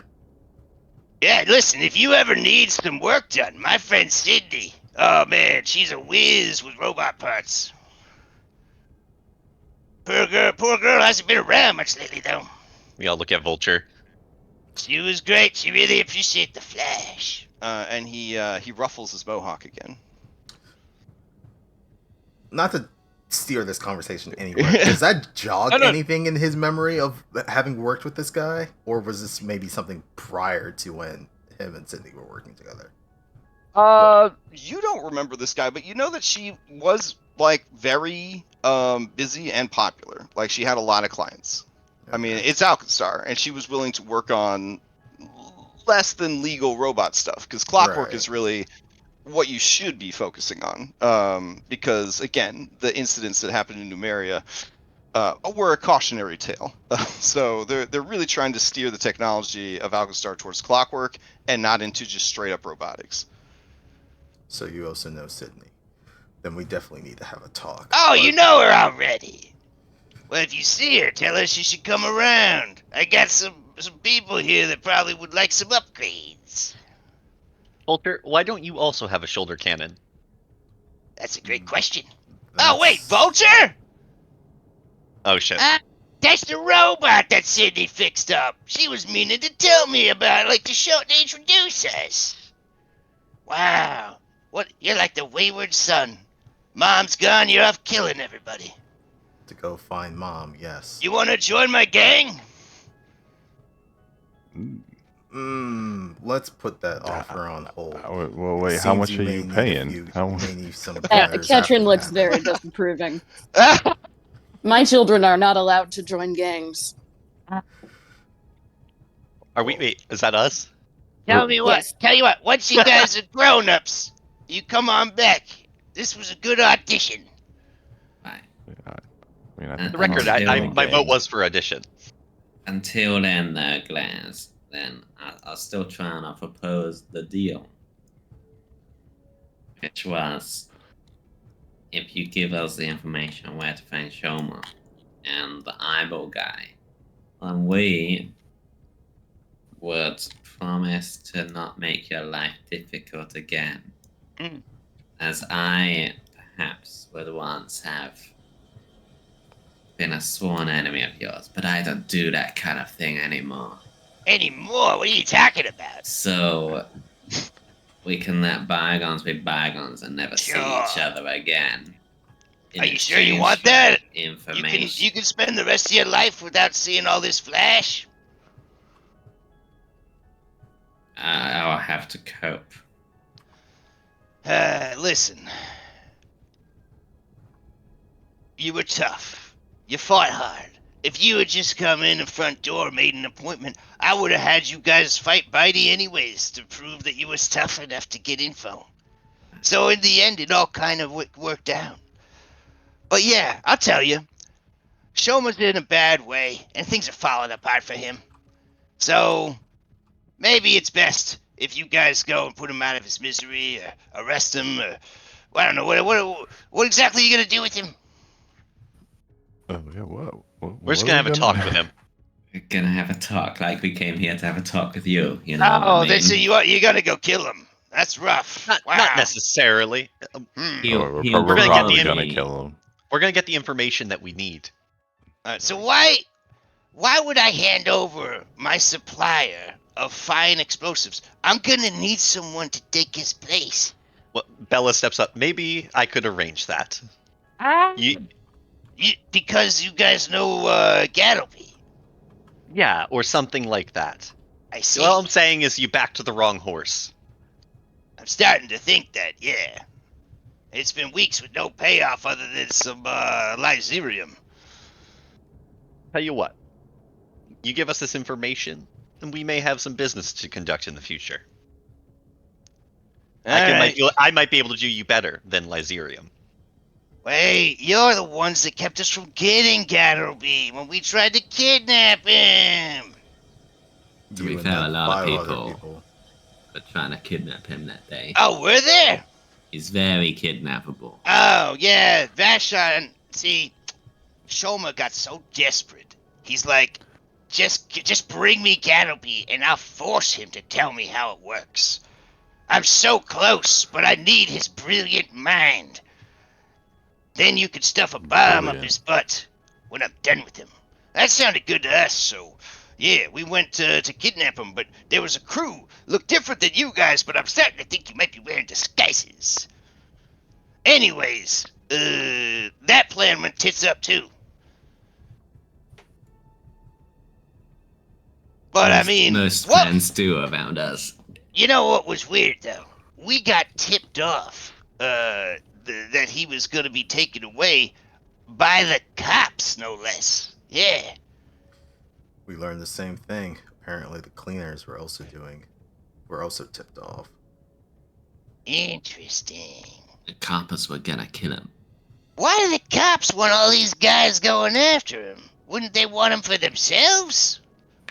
That's what you'd think. But they seem to have a plan. Oh wait, we don't know that, do we? Yeah, we would. Oh, right, because of that meta, because that meta cutscene, that meta cutscene. Yeah. But at no, least, I at mean, least we know one, most of that information. some of it. Not like Well, specific now you details. know that the cops were involved in tipping off the At least two Powderkeg gangs. punks. Right. Yeah. Right. At the very least, those gangs would be cleaning out each other as they try and get to Galby. So that gives them some power, less competition in the city. And they also are more easily able to hand wave his disappearance if a bunch of gangs get involved, perhaps. Exactly. Alright, I've heard enough. I think I'm in over my head. I'm gonna dial things back a little bit, lay low for a couple of weeks before we start rebuilding our empire. Opal! Opal looks over, and he says, Give him the address. and she heads over to this crate that's right over here. She tears this delivery slip off of it, and she brings it over to Ketchum. It lists his actual fucking address. The Hollow Manor Estates, Hillside, apartment I-1. And you know that this is an address in Hellside. Oh, wow. He's really hit rock bottom, hasn't he? Damn. I mean, it ain't great over there. It's just definitely like a shitty like row apartment situation, like down by the water. I mean, that's where we found Byron, right? Or Byron was in actually a nicer set of apartments. oh dear. In a nicer part of town. Oh no. Yeah. All right. So Glaz says, Wow. This has been interesting and cautionary tale. Gotta research the horseshoe back next time, I guess. But hear me out. If you guys do get a hold of Pyronite, I know a monkey goblin, cyborg, with a lot of flash, would be willing to buy it from you. I'll keep you in mind. And if no, I don't have anything.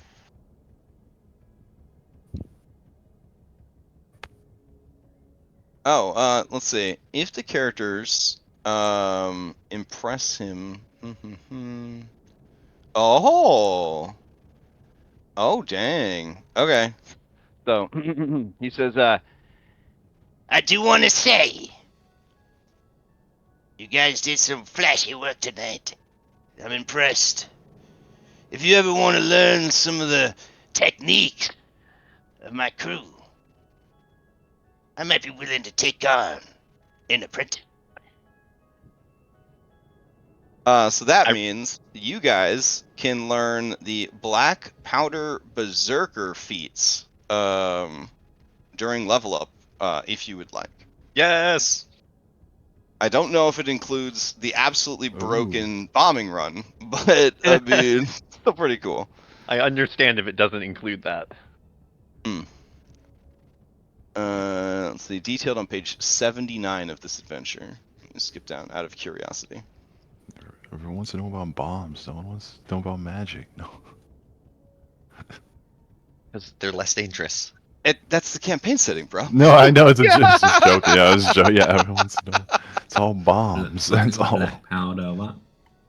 I don't get it. There's nothing but jungle after signing up. For sure. Yeah. For sure. It's all dinosaurs. Jungle and dinosaurs and undead. I don't fucking get it. It's like, We're into known quantities here in Alkenstar.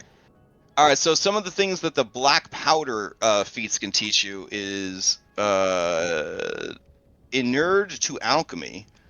You have to have expert and fortitude saves. You developed control over how your body processes alchemical poisons and drugs. Each of your saving throws against an alchemical poison, drug, or addiction reduces stage by 2 or by 1 for virulent. And each critical success reduces it by 3 or 2 for virulent. God damn. Okay. Also, powder punch stance. You infuse your hand wraps with black powder. Oh, I should probably tell Leah about this. They're trying to make a exploding punching person. You deal additional fire damage whenever you punch people and critically succeed to shove. They're shoved an extra 5 feet. Oh, that's pretty cool. Like explosive push kind of thing. Yeah, there's some pretty cool moves. I'll just copy paste this page into your Discord. Nice. Right. I thought I had her all specced out. Yeah. The other group did not unlock this, so this is all news to me. So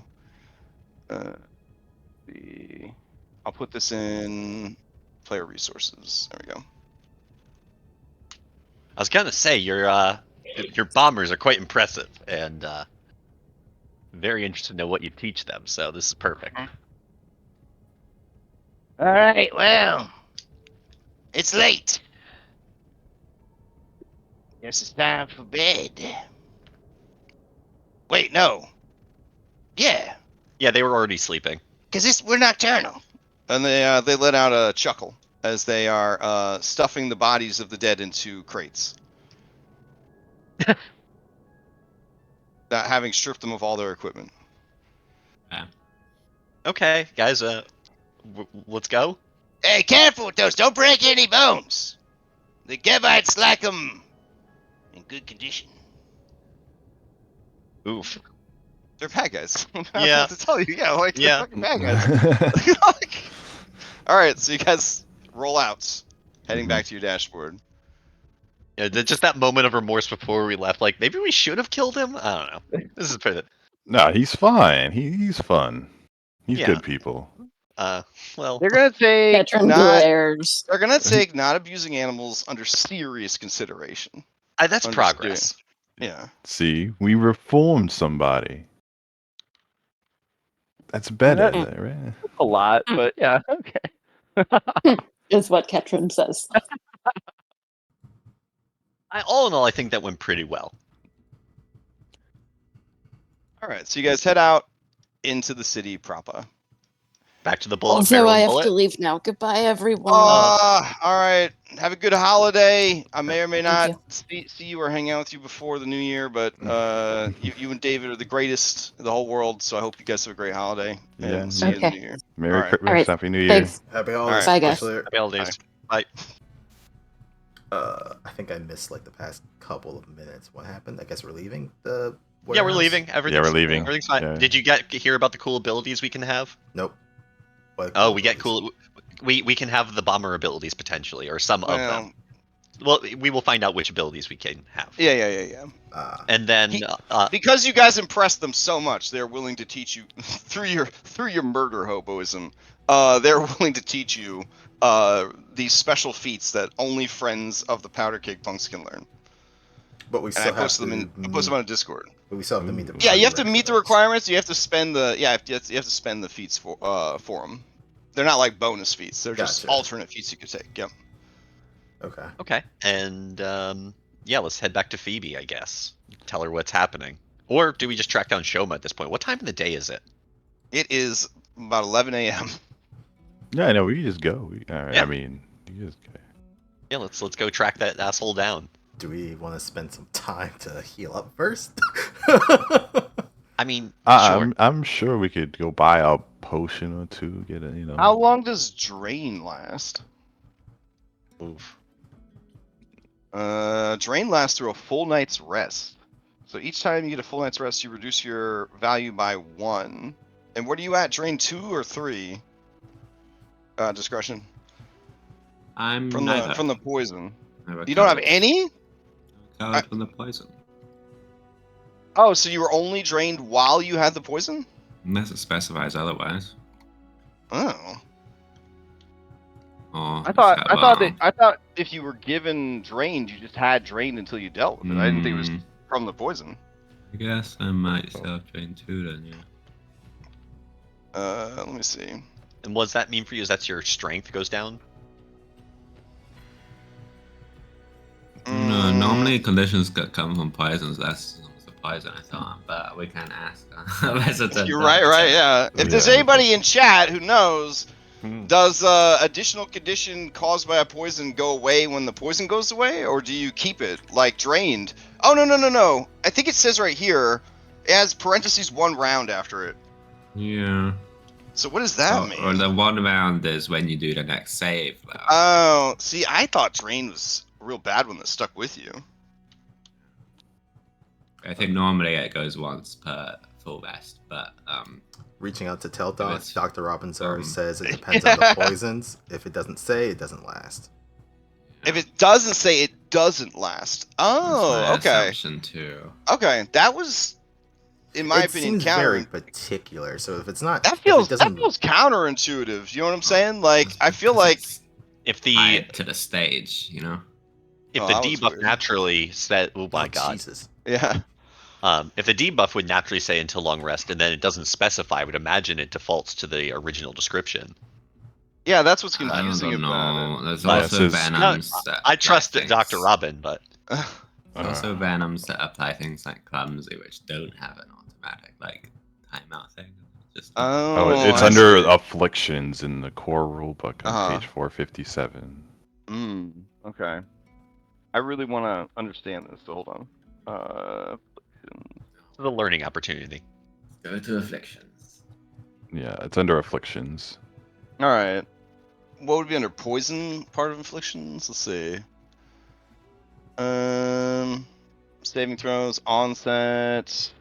For these afflictions, maximum duration, stages, multiple exposures. For a poison, failing the initial saving throw against a new exposure increases the stage by 1 without affecting maximum duration. Well, that's good. This is true even with poison. Virulent afflictions are hard to remove. Conditions from afflictions. Here we go. An affliction might give you conditions with a longer or shorter duration than the affliction. For example, this is it. An affliction causes you to be drained, but has a maximum duration of 5 minutes. You remain drained even after the there we affliction go. ends. As normal for the drained condition. Drained. Okay. So you're drained at least 2. Drain 2. Okay. Because drain doesn't stack, right? Like, you don't. If you got drained 2 after having drained 1, would you have drained 3?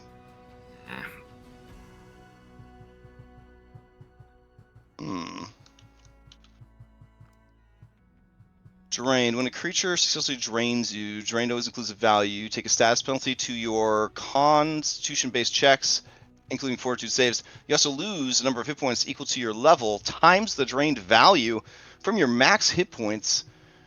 Each time you get a full night's rest, this decreases by 1. So I don't. No, I don't- it gives drain 2 on the. Okay, so you're drained 2. Got it. But you said it goes down by 1 on a long rest? Yeah, on it takes a full long night's rest. Full night's Full rest. rest. Yeah, It's gonna- excuse me. So it's going to be 2... Wait. It'll be 2 days to get rid of it. Oof. Rough. Yeah, drained is really rough. So anybody that's excited about playing in a vampire campaign in Pathfinder 2 can reconsider. Or anyone that's thinking of playing a kineticist, remember that everyone else gets these conditions that reduce their main stat effectively that last like a round or 2, whereas the one that would affect a kineticist is the one that goes down by 1 every full day. Oh my god, that's right, because they're Constitution yeah. caster. Oh Yep. man. So enjoy that. Yeah. Domin's Yeah, been- the only thing worse than drained is doomed. Yeah.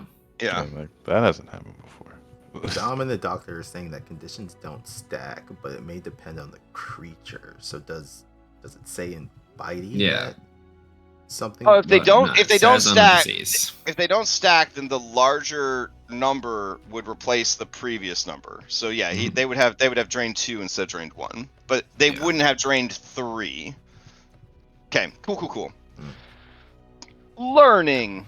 Sometimes a monster will say this increases, or it goes every time they would gain this, it goes up. For example, that's also pretty common. And then That's sometimes rough. It's like if the creature would go up to 5, they fucking die. It's another Damn. one. Whew. All right. Well, you've got them Geralts of Rivia like black veins rocking from this poison that just like ravaged your system. It doesn't show up on your disguise, but you definitely have Dragonborn ate the tadpole syndrome in your dragon form. Yeah, a little obscure reference there. No, Anyways, that's- yeah. So Katrin, motherly, doting, very tough, would see the shape that you're in, just kind of how you're carrying yourself and having treated your wounds and everything. She's got to explain to everyone, she's in bad shape. I know that we want to do this now, but do we need to do it now? Does anyone want to do this now? Oh, If we're not in a rush, we could take a little time to like plan it out, but we definitely need to heal first. That's gonna take at least a few hours. Okay. Do you guys want to maybe retreat back to headquarters, rest, get a night's rest to at least get the drain down to drained 1? That seems like a good idea. Yeah, And that seems then you preferable. could give me some recall knowledges, and maybe some gather informations, and then know more about where you're headed and what you're getting into. Yeah, that sounds Okay. good to me. All right.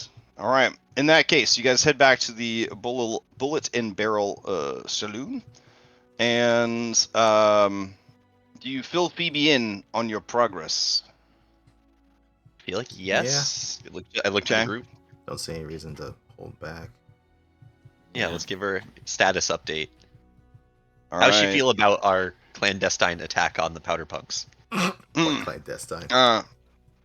I'm gonna be honest. She says, "Well, I honestly didn't hear about it until you said something, but it sounds like you all reckless as a Pachyosaurus that's trying to Some- break free from a rodeo. You just One literally smashed through a window. yeah, we lost one. It's out there somewhere, but that's Because it's better out there. I mean,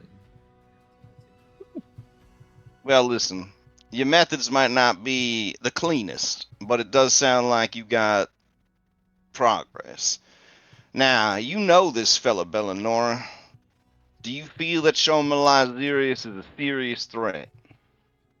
I mean, I've always viewed him as kind of a failure and nobody, and I wouldn't have taken him seriously if I didn't know that he was actively close to the formulation of Pyronite. Do you think that he could crack this thing?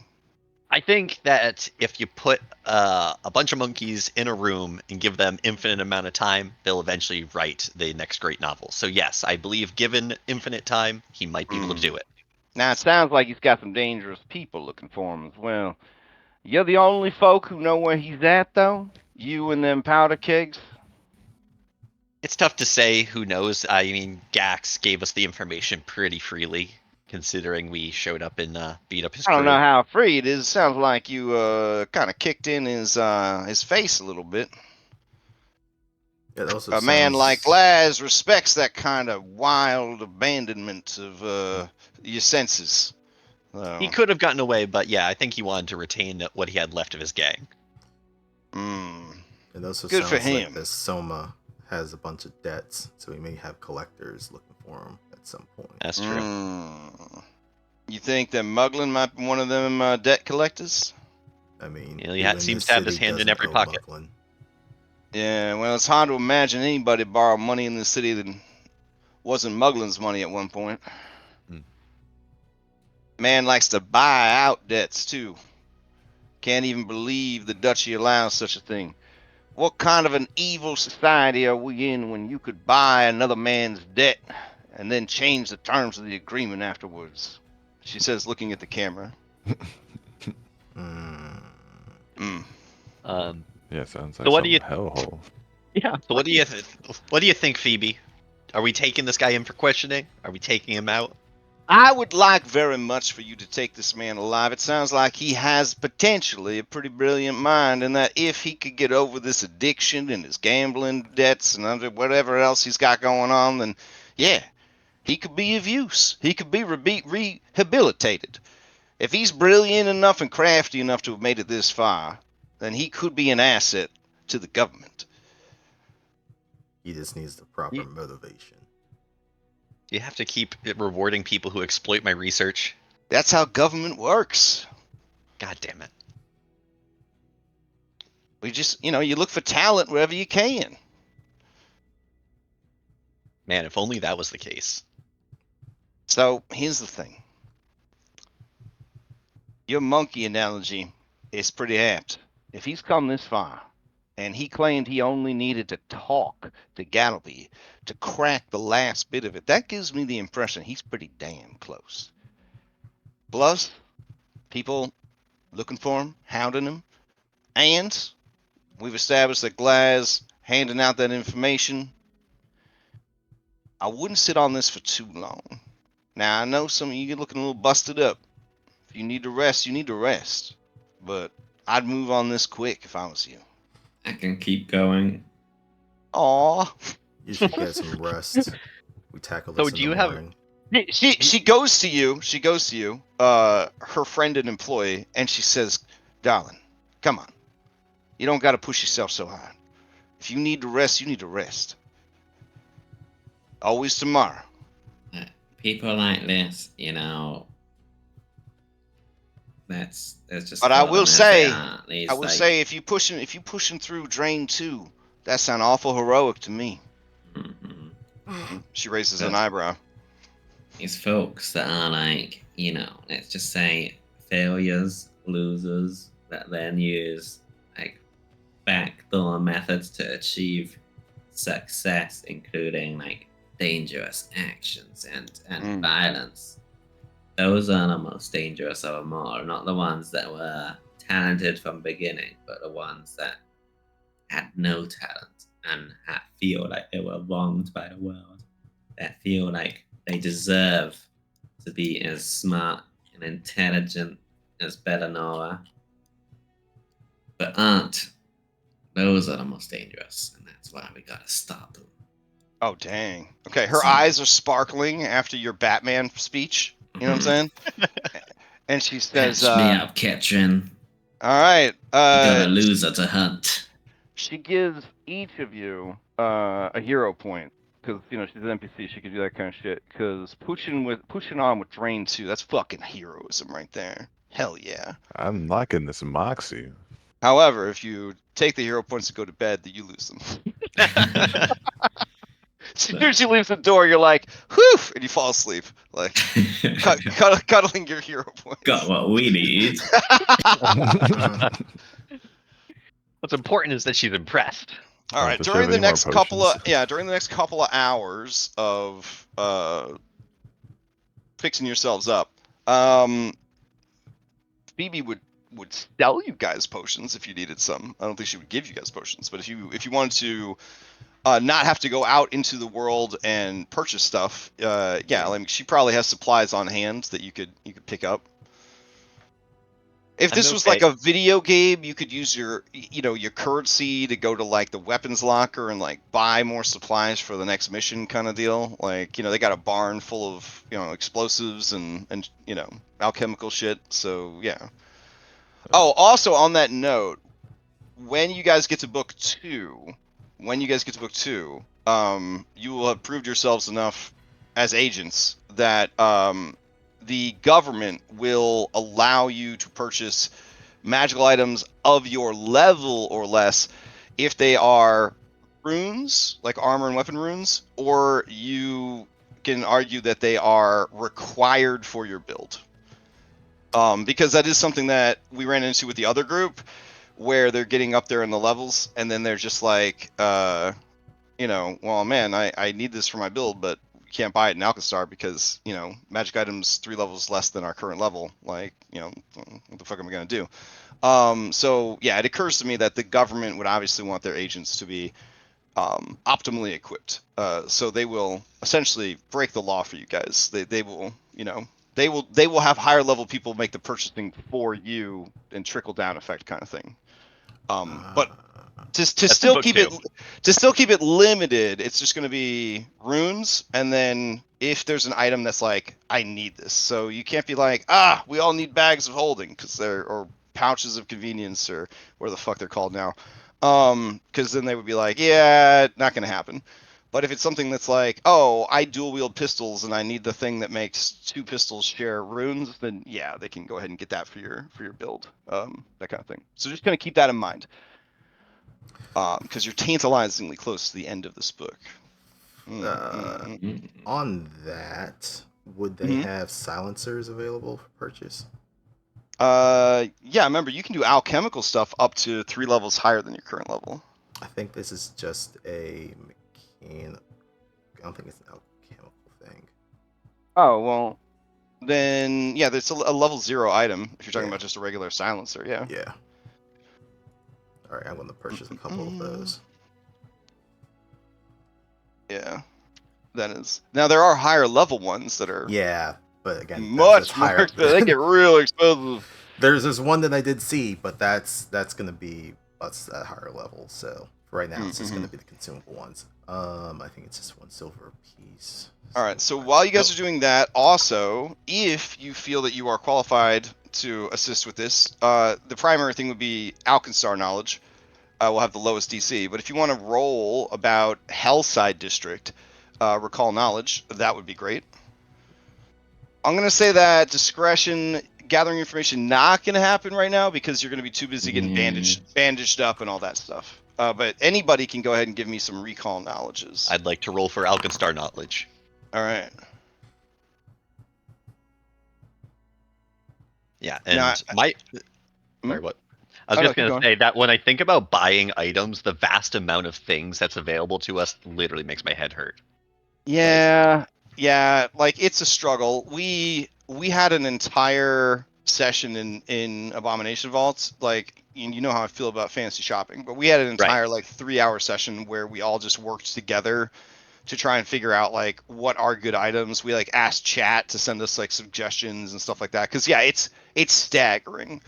Let me just show you something. I'll put it in player resources.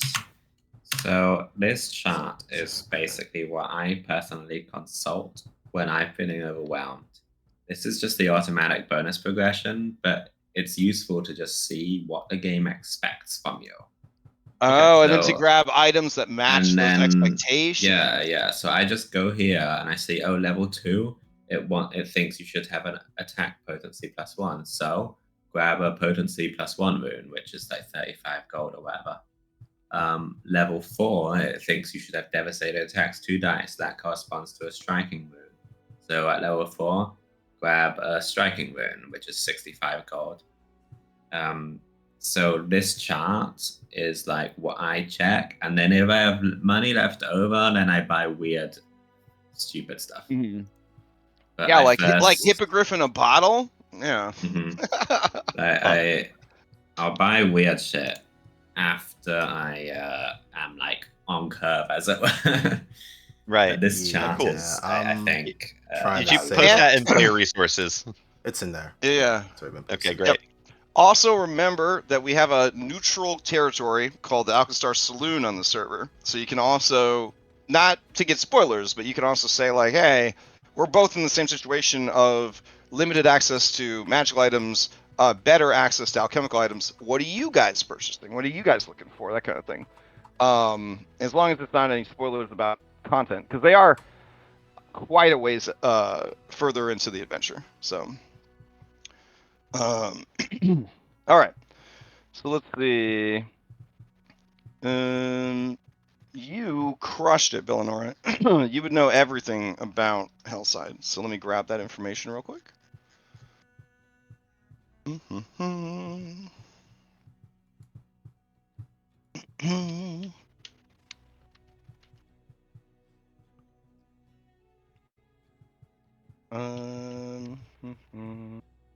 Okay.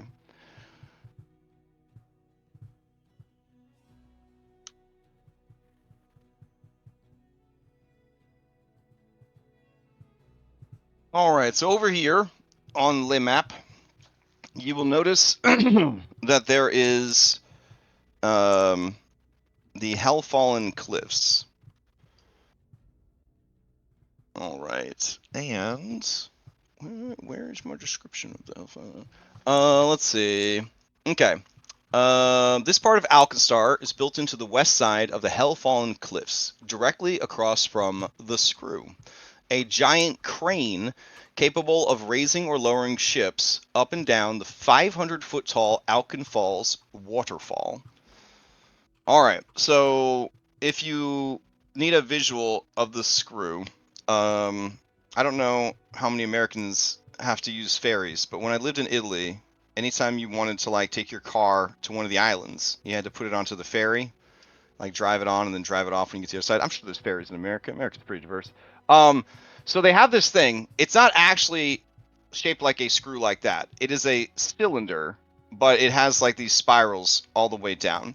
Your boat essentially gets dry docked onto it, and then very slowly the screw will turn and raise the ship higher and higher and higher, which is kind of neat. Because of how long this takes, and again, anybody that's had to take ferries to get places, business is set up. So how do you sell to people that are hundreds of feet in the air? You build a cliffside marketplace. So this is a cliffside marketplace. It is built into the side of the cliff, and it kind of looks like a Donkey Kong level. Let me see if I can find it. Here we go. You guys can see? Nope. No. No. Oh, interesting. Okay, hold on. Don't own a token on this scene. All right, I'll turn off token vision restrictions. There you go.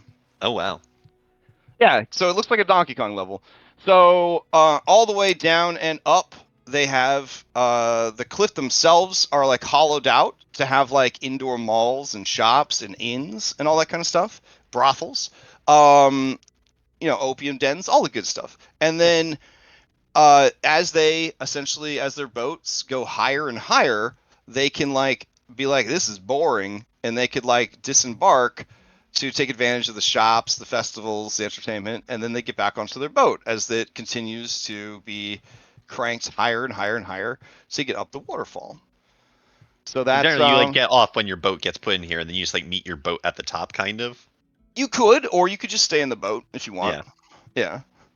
The merchants like come to you when you're sat on the boat, and then they're like, "Hey, buy this, buy this." Oh, there's definitely people running around with like Hawkers. donuts and pretzels on sticks and hawkers and like stuff like that. Yeah.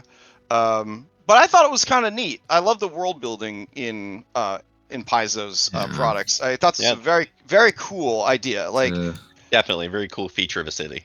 yeah. Cool map to it, like a sideways view of it. Yeah. See, it's very Donkey Kong, right? It's very Donkey Kong.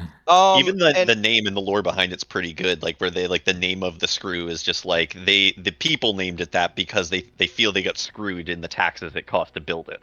Oh, for sure. Yeah. So let's see. Hellside started as a shantytown full of merchants looking to trade with ship captains stuck in the screw's several hours long ascent and descent. A complicated network of stairs and walkways built into the cliffside grant access to several cave-like shops, inns, apartments, and other such things. And there is a recently built carnival area, including a merry-go-round. That's fun. The folks there are friendly to outsiders as long as they got money. Otherwise, the community is fairly insular and mistrustful of law enforcement, especially shield marshals. The constant spray from the Alken Falls keeps the south side of Hellside damp and less preferable for travelers and residents alike. The north side often has more foot traffic and pop-up outdoor shops that are a little more than a merchant with a dry rug covered in various wares. Maybe magic lamps. I don't know.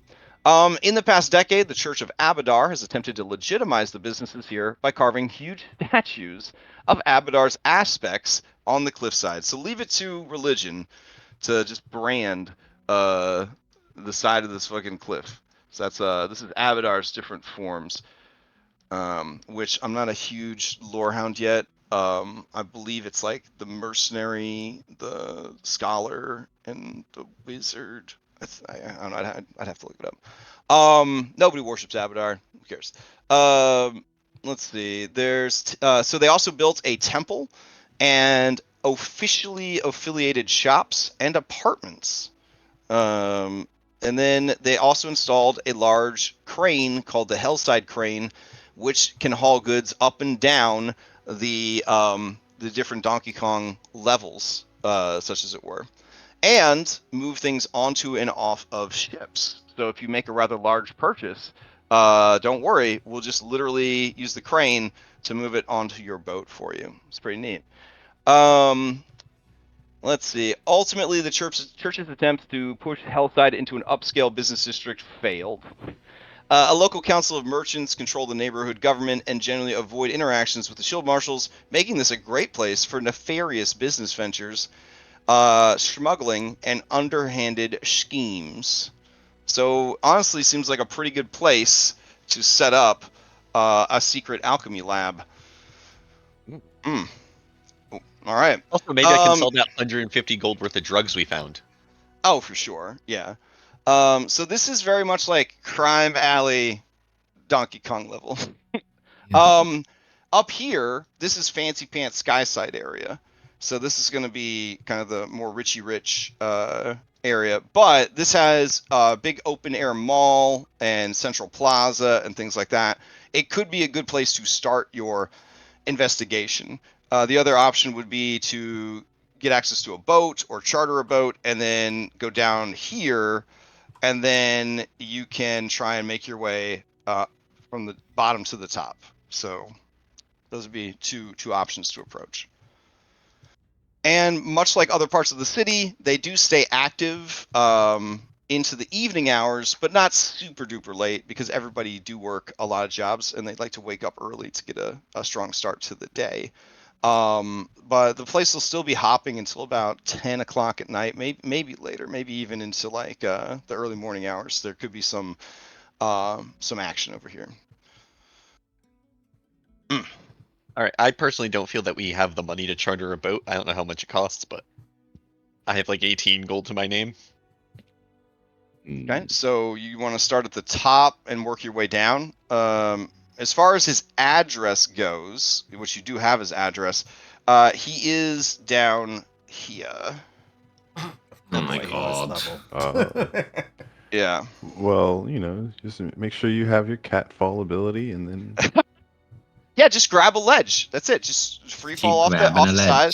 Yeah, just keep grabbing a ledge all the way down. Donkey Kong it. Put yourself in a barrel. Have someone throw the barrel. It'll roll perfectly all the way down all these ramps, and you'll just end up right where you need to be. So the people that live here or work here, they must have like absurd calf muscles, right?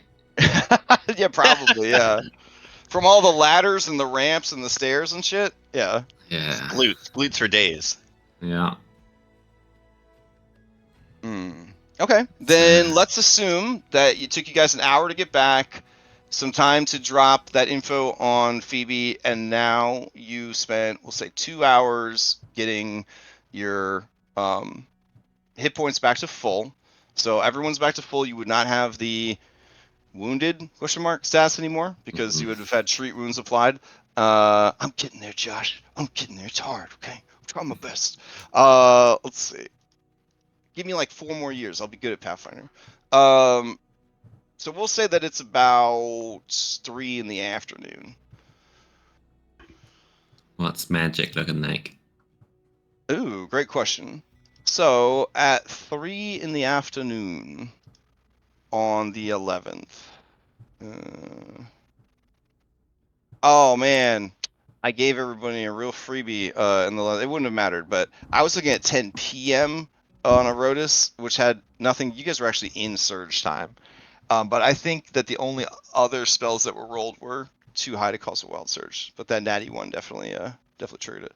So 3 o'clock in the afternoon, everything's fine. However, you're in a weird wibbly wobbly place here because Skyside definitely has a higher chance of wild surges, whereas Smokeside does not. But it is going to use Smokeside stuff for magic, so it will be 3 or less on a d20.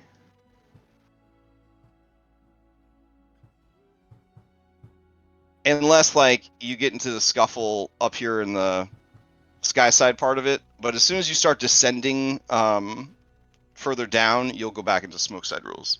Yeah. Just a thought looking at all of this and like anticipating what we're getting into. Do we need to like scout a route, or is it like pretty self-explanatory, like how we get in and out of this place? I mean, scouting route would involve going there anyways, right? Okay, You yeah. don't have flying or anything like Right. that. So yeah. You'll figure it out. You'll figure it out. Okay. All right. Then I will assume that we all head over there. All right. Let me grab some music.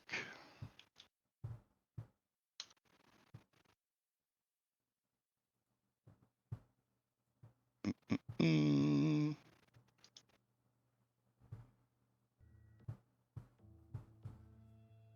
Oh, that sounds a little too sinister. Hold on. I don't want it to be that sinister. Let's see.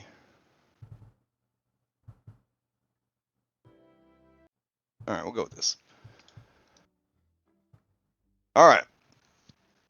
As you guys head on over to the Hellside district, you, I assume, are approaching from Skyside. So we'll say that took a little bit of time to get over. You guys still have all your disguises in place. All right. And in this afternoon, there are people out and about. There are street performers. There are merchants. They are buying and selling things. Overall, seems like a pretty good time. It's being had by all. And if you want, you could just immediately begin navigating the Donkey Kong structure to head down, or you could take this time to do a little investigating if you want to do some gathering of information.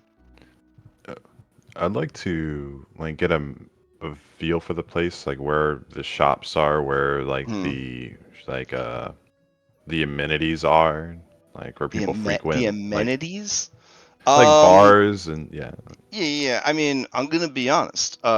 I don't know, but I'm gonna assume that they are spread evenly and distributed through the different levels and floors because they all want to be able to lure in people who are stuck.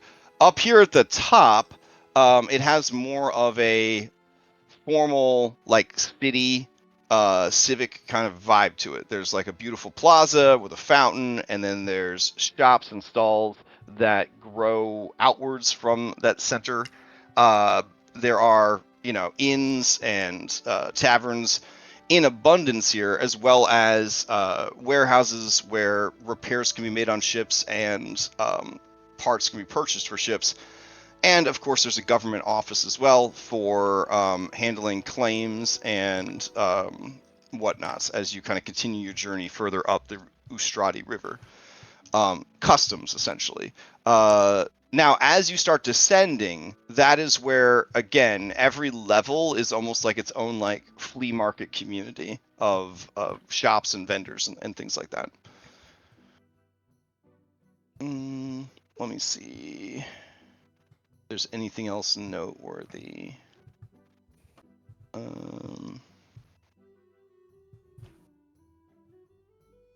Let's see. Are any of you guys contacts over here? That'd be a good one to check.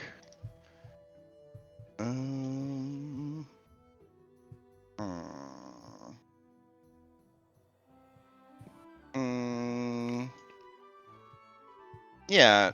Currently nobody you know would be over here in this particular district. So you could just ask around or just begin navigating your way towards the address since you have the address. It's up to you.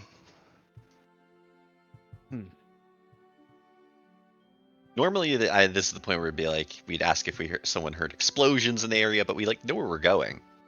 Can we just go there? We have the address, so we can just head Yeah. straight down there. And if anything gets in the way or stops us, then that will get in the way and stop us. But we know where Sounds we're good going. to me. Yeah, let's just go. Okay. But we buy some street food on the way. I want a corn dog. Oh, It's definitely. true. Yeah. It's been a while since we had some street chicken. Oh, fair enough. Yeah. So you guys pick up a rotisserie chicken, and several corn dogs. The price for such food, I'm going to say, is negligible at this point in your careers, so don't worry about that. If it was providing some sort of mechanical benefit, we would care. And as you guys are kind of moving through, let's see. Yeah, while the rest of them eating, I'd like to keep lookout, just people watching as we're going through. Okay, yeah. Interesting. Okay. All right. And with the address in your hands and in your minds, you guys begin to kind of proceed through the streets. Well, not the streets, the platforms and boardwalks and balconies of this unique area of Alkenstar. About 10 minutes or so into navigating your way through, let me go ahead and grab your Do we have miniatures. we're using the Kool-Aid Man. Oh, No, we got this Donkey Kong map here. All right. All right. So right about here, you hear a voice in your minds, and the voice says, oh, hold on, let me check. This is the voice says. I got. Oh my god. All right, yeah. You hear a voice in your mind say, I couldn't help but overhear you know Shoma Lysiris.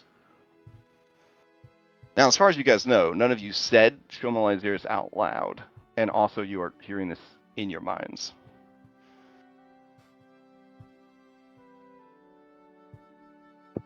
Yeah. Who's talking to the disembodied voice first? We look around startled. Okay, yeah. Give me a seek action. I don't look around startled. Yeah, I'll turn it when I hear someone. Looking around addressing- startled's the worst thing to do. Yeah, but you look around startled. I love it. I love it. Good role play. I mean, I don't know how many times people have talked in their heads to a voice like Yeah, that. yeah. It's probably a first. Okay. When you have multiple different Vulture. systems running in your head. My father told me about creatures that could talk in your head, and I was told to fear them. Let me see. Like- Oh, okay. So Bella and Vulture, you guys don't notice anyone or anything out of the ordinary. Stack, you got no clue. It's fucking crowded. There's people everywhere. I mean, I'm rolling it, but I'm a low wisdom character, so. Oh man. Vigilante, you notice a very tall, thin figure that is wearing a dark brown robe from head to toe, that has a kind of cowl in the front that hides their face.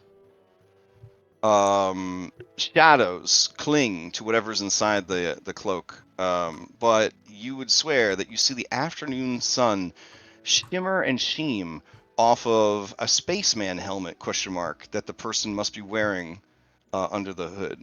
It's almost like they have a glass dome over their head. Just wondering how the eyeball person talked. Now, this is Pathfinder, so you're the only one that sees it unless you draw the attention of the others to it. But they are about 30 feet away, and they are sort of pretending that they are perusing some goods at a nearby vendor stall. Which of us sees it? Yeah, you, discretion. Okay. And I'm gonna peruse the same goods surreptitiously. Okay. All right. So you approach the goods. Okay. You guys see discretion head over to check out some goods that maybe they didn't hear the voice in the head. You guys would only know that you heard a voice in your head. So strike Stack's earlier comment from the record. They would not know that everybody was communicated with, only that they were communicated with. Okay. All right. So as you approach, the voice says, "Be careful. I am unfriendly. Oh, that's sad to hear. I'm mostly friendly. What business have you with Shomer Lysiris? No, I And it was- continues to pump this into all 5 of your minds, unbeknownst to discretion, but you guys would not hear discretion's reply. It can't set up like a network.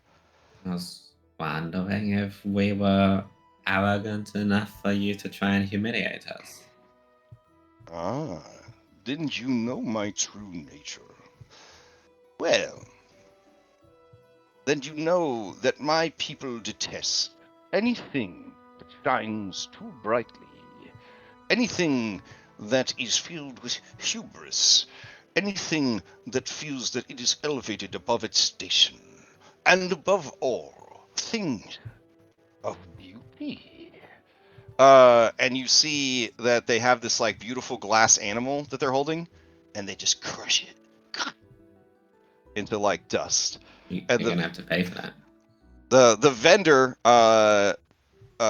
looks at them and says, "You're going to have to pay for that." And then they look at the person, and then the person like staggers back, like, and they say, "It is fine. Hey, it's fine. It's fine.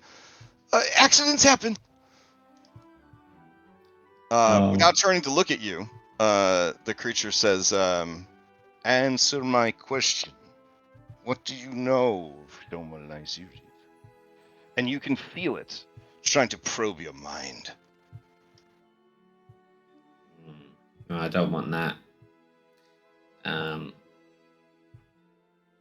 don't know much about them, honestly. They sound Yeah. like a bit of a failure. Bit of a loser.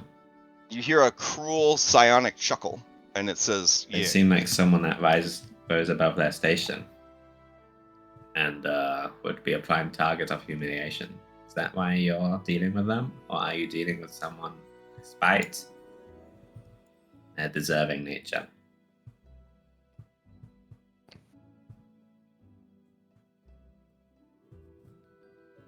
they're like they're real quiet. In your head, you almost feel like maybe the connection has been broken.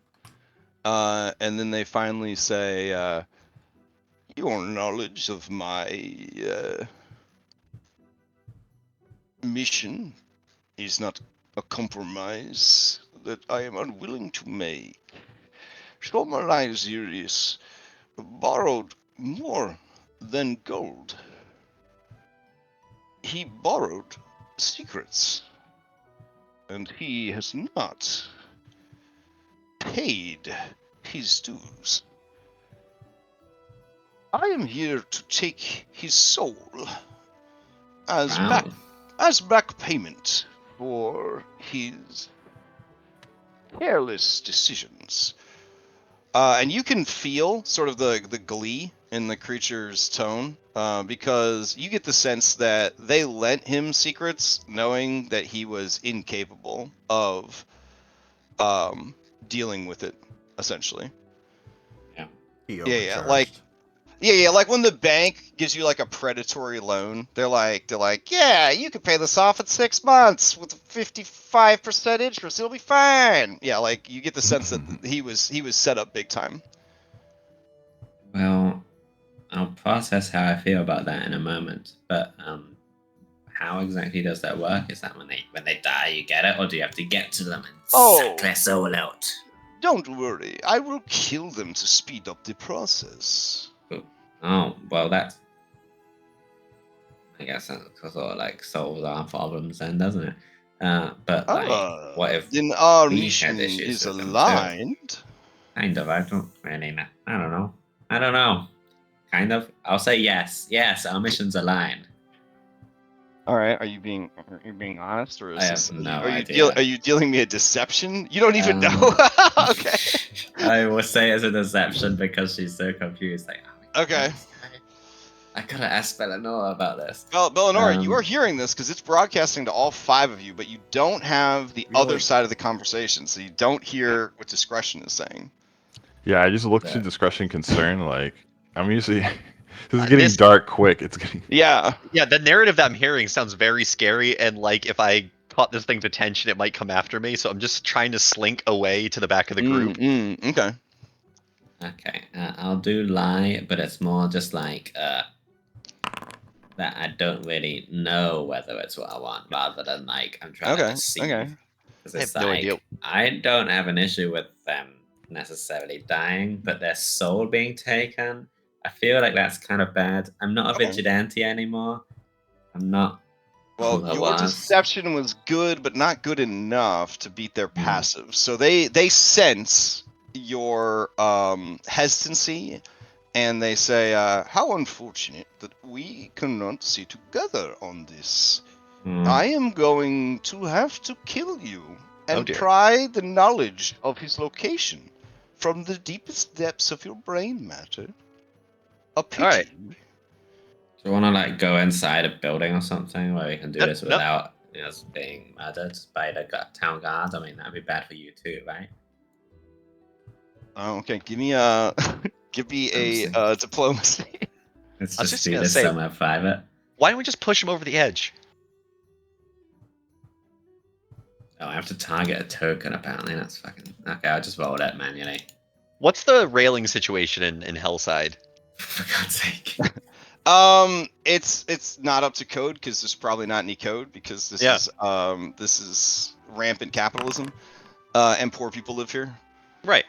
All right, so he says, or it says, I prefer a bit of destruction and fear when I work. If you don't want to be responsible for the deaths of all these innocents. And right as he says that, a little girl walking her pet Compassaurus walks by with a lollipop and a huge smile on her face. I suggest you run. And you have an option here. You could perform a chase sequence to try to either completely evade this guy or find a better venue for the fight. Or you could just throw down here if you wanted. How close would you say we are to the edge? To the edge, I would say that nobody would have set up their shop near the edge. And given the scale and scope of this, these platforms are relatively wide. So it'd be about 30 feet to the edge in most cases. You could look for a place that has more narrow passage and less shops or no shops, because there are such places. But this right here would be a bit broader and more open. Okay. So fighting him here would be more like fighting in a crowded market area, whereas luring him to a different location would kind of lower civilian casualties and possibly give you a chance to just throw him off the fucking side. That sounds good to me. You do get a sense that this creature is quite strong and confident in its abilities. Yeah. It's... Okay, I'll say I'm taking your offer under advisement. I'll turn to the others. So we're running. Okay. From what? And as you say, from what, you see this creature kind of rise up to its full height, and then a fucking sandstorm starts to blow around Oh. it. And as it whips the robes around, you see its hideous lamprey-like mouth that holds an eyeball inside. Its sickly, its sickly gray body looks like a mummified corpse, and it's doing one of those anime levitates where only like its right toe is touching the ground. Yeah. Oh, that. Okay. Yeah. Run. Everyone begins to scream and run away as it starts whipping up a small sandstorm around it, and it will roll into chase initiative. Oh. Okay. A Nothic mummy. Interesting. Kind of got Nothic vibes to it. Yeah, yeah. I don't know. I mean, we call them Not Nothics. something else. Yeah, not Nothics for sure. I'm glad we're still allowed to call it initiative. I would have been really sad if. Oh my god. If they changed the name of that too. We riot. It's called turn order now. It's called... Oh no. No. Is it? It Is would it be called turn something- order? No. I was Okay. making a joke. I was That's like, gonna be it's so called... sad. There would be, because you know how they like call like feeble mind, never mind, and that kind of thing. There would be Oh, some like jeez. weird, quirky name to it. It wouldn't be just turn order. All right. I'll accept it. I was mad, but they didn't fire over 1,000 of their employees. So I don't think they have 1,000 employees to fire. So That'd be the whole company. all right. So we got this here chase scene. Chase scene, good times. Good times. Got the chase music playing.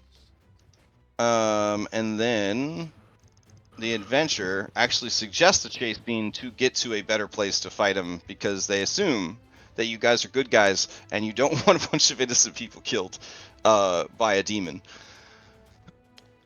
They didn't meet my other group.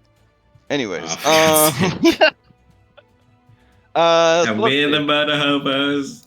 All right. This part of the adventure Is he casting a called... spell to float like this, or? Ooh, great question. That is just an innate thing because he worships the god of anime. Okay. So yeah. He doesn't actually levitate. Like he wouldn't be able to levitate over like hostile terrain and stuff. It's just a graphical thing to look cool. Okay. Yeah. No. Yeah. Transformation sequence, you gotta respect them. Yeah. He's just trying to bring some fun into the Pathfinder world. It's just trying to bring a little rule of cool there. All right. So, to represent the positions of the players in the pursuer, use the Hellside map that we gave you that looks like a Donkey Kong level. I've got it, guys. All right. So, first up is, as you are running away, let me roll a d20 real quick because this is magical. Oh, baby! What a spicy start. Okay. I'll take the first D100 I see in chat as he goes to erect a magical barrier and triggers a wild surge. Oh my goodness. Alright. It's like he doesn't care about the safety of anyone in the town. Let's Definitely don't give see. a fuck about that little girl and her dog. Temporal stagnation. The flow of time briefly thickens and slows down until it rumbles along like a river of molasses. I need everybody to give me will saves. Oh, at least there's no Ooh. fault. Cause... Oh, I'm not good at these. Including the creature. The creature must make a will save as well. Oh. Oh no. Oh. Could be a crit fail. Oh, I gotta roll for Katrin as well. I've got some hero points stacked up. I might want to use We have a lot of fan spares, and we've been getting them faster than we've been using them. So I think. Let's see. Oh, we all got a hero point. Level 3. Level 3. Okay. Let's see. Where's my? So this would be a DC of 18 that you're trying to hit. Oh shit! Oh come on. Is it worth it? I gotta figure out what the effect is first before I decide if it's worth it.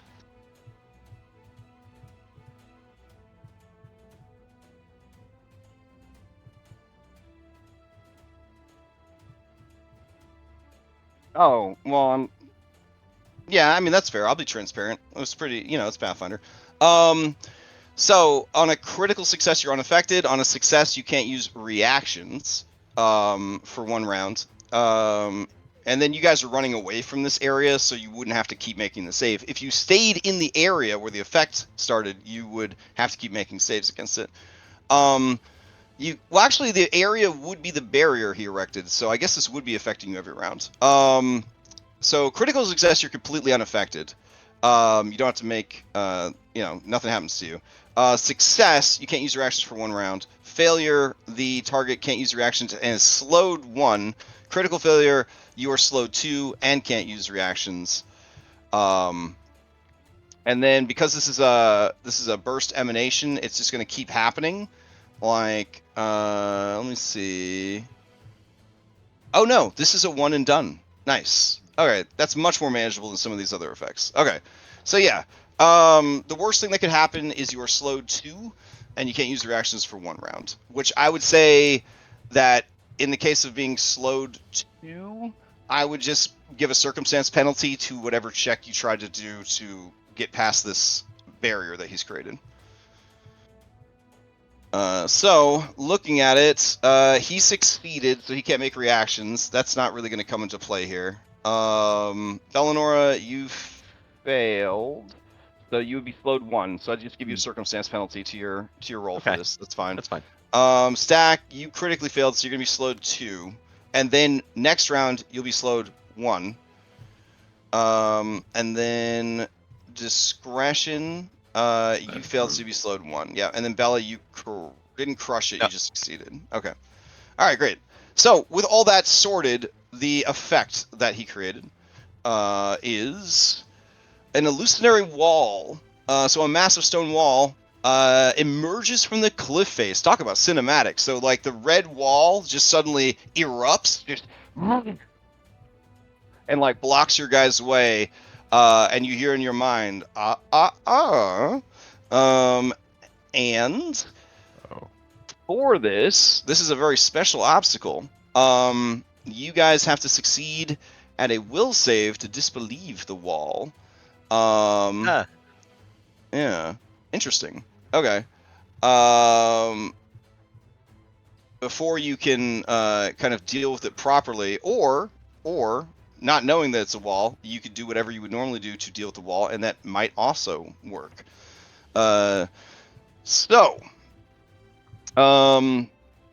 Starting things off, Ketrin. I feel like Ketrin dealing with magic. Let's see. Yeah, you know what? She's gonna just try to climb the wall. Because I don't think that she would assume that the wall is illusionary at first. So she's gonna go and try to do an athletics. Holy shit! Alright, so as she goes to climb it, she realizes right away, she says, "The wall's not real! It's not real, y'all!" And you guys watch her just fucking, wow, like disappear. Now that she has done that, you guys can make the will save. If you do the will save and succeed, you can just get right past it. Otherwise, you'll have to try some way to get past the wall. All right.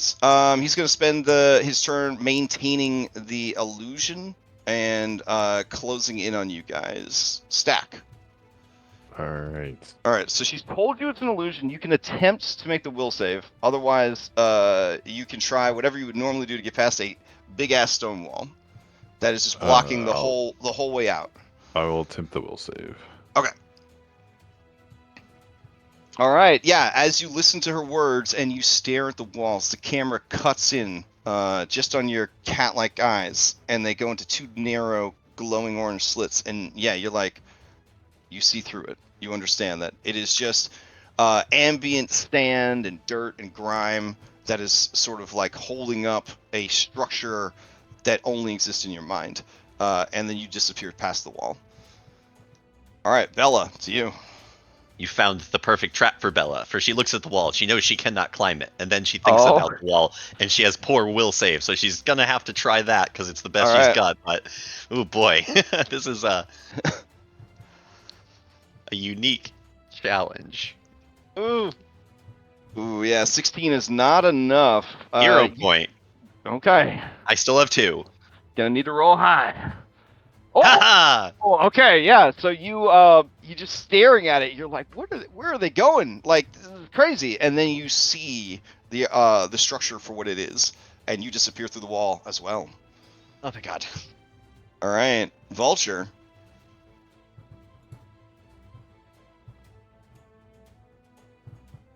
Just crushing it. Okay, your brain is like, illusion makes sense. Magic user, wall. Okay, boom, walk through, no problem. Discretion, no pressure, but everyone else crushed it. Well, I could climb over a wall, I could try and bypass it, or I could reject this reality altogether and do stupid swashbuckler things. So, Okay. stupid swashbuckler things it is. Beautiful. Thanks to the magic of being unbound by the normal Pathfinder action economy, I'm being in a chase sequence instead. I want to grappling hook, rope, throw the grappling hook at one of these support things and swing out and down Out onto and a lower level. around it. Oh, okay. Oh, to a lower level. All right. I got you. I got Okay. catfall. I see on the map there's proper levels and there's half levels. Mm-hmm. Proper levels about 60 feet between them, and then there's half levels of 30 feet. I got catfall. 50 feet of rope. I could swing down to one of the down there, you know. Sure. So you're gonna just be like, fuck this challenge and just drop down. Yeah, All right. so trying to swing down there would be my goal. All right. I would allow it, but it would take you out of the chase scene, and then the others will have to deal with the obstacles alone. Well, I mean, that's a good thing, right? Okay. You guys watch discretion nope out of the challenge. Yeah, look, I said we're running, and then I don't know why these people are being so slow. All right, fair enough. Acrobatics, so I have stubby little legs. Yeah, give me an acrobatics check because there's a lot going on let's there. go. All right, yeah, like fucking Batman just sticking it to the Justice League. He's like, run, I'll meet you there. And just like jumps off the fucking cliff, bat wings pop out and they disappear. And the rest of the Justice League is stuck there with their dicks in their hands like, thanks, Batman. Would you say that the critical success is me being able to keep the grappling hook? The flicky hand thing. And, oh yeah, the flicky hand thing might as well at this point. Yeah, absolutely. All right. Okay, cool. And then See you guys the intro later. music, the intro music to the animated series of Batman from the 90s starts playing as you fucking disappear into the spray from the waterfall nearby. Incredible. And then swoop out of it on All right. level. Yeah. Yeah, I'll just remove you from the chase scene. Cool. You're the first person to nope out of a chase scene in period, and what a cool way to do it. Fantastic. I'd give you a hero point, but I feel like abandoning the others is not as heroic as it seems. So going into round 2, you all made it past the illusionary wall. You guys appear through the wall. It's crazy. The crowd of gawking onlookers mills about, trying to figure out how you did it. Is this a magic trick? You shouldn't be using magic here, sir. And you guys are just sort of gunked up by just a crowd of onlookers. Things that they recommend to get past this particular challenge are acrobatics, athletics, intimidation, and that would be the 3 that they recommend, yeah.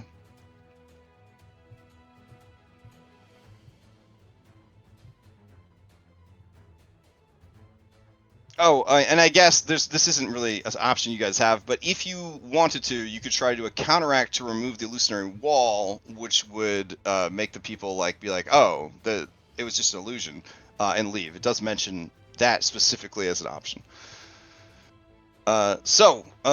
Katrin, I think Katrin would just shoulder people out of the way. She's got a good athletics. I feel like she's just gonna lean on that. I know she don't want to shove people out of the way, but it's her best shot here. So that's what she's gonna do.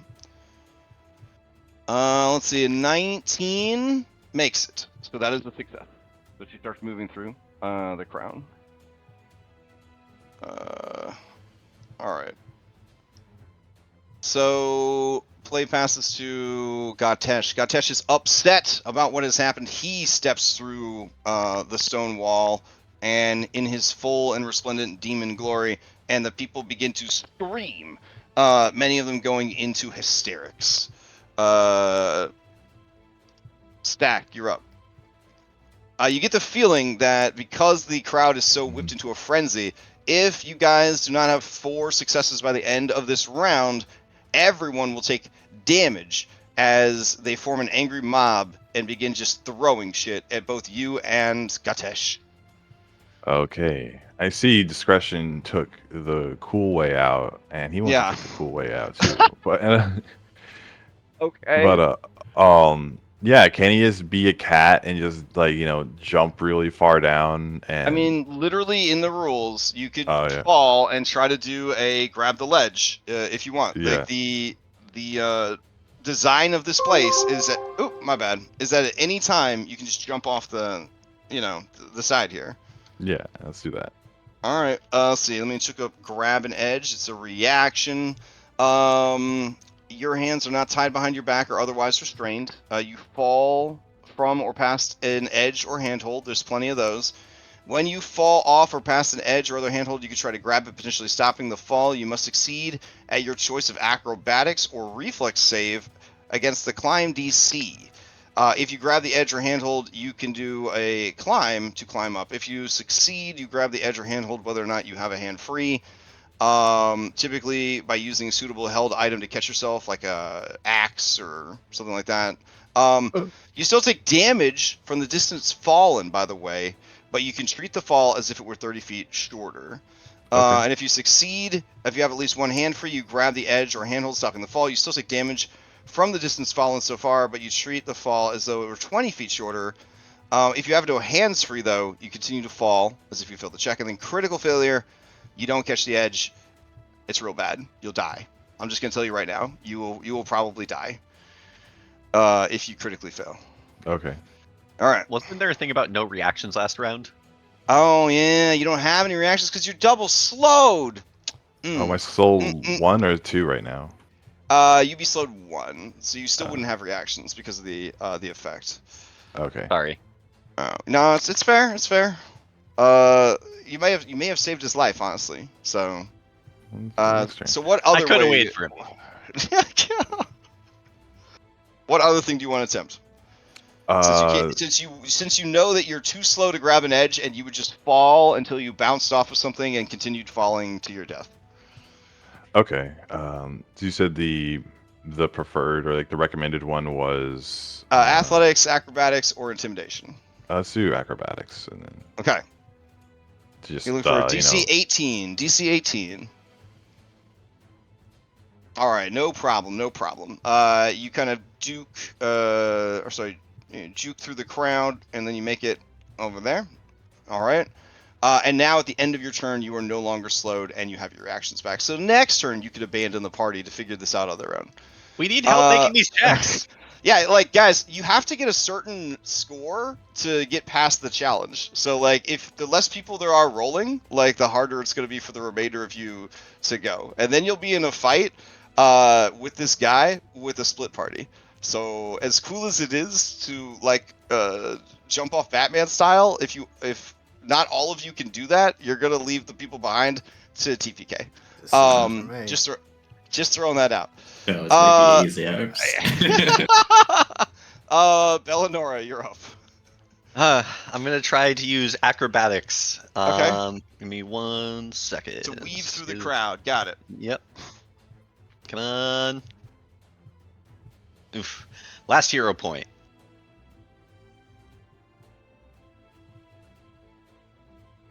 God damn it. Okay, so a 14 is not going to make it, so that will be a fail. So you are stuck in the crowd. All right. I'm small and I can't get through.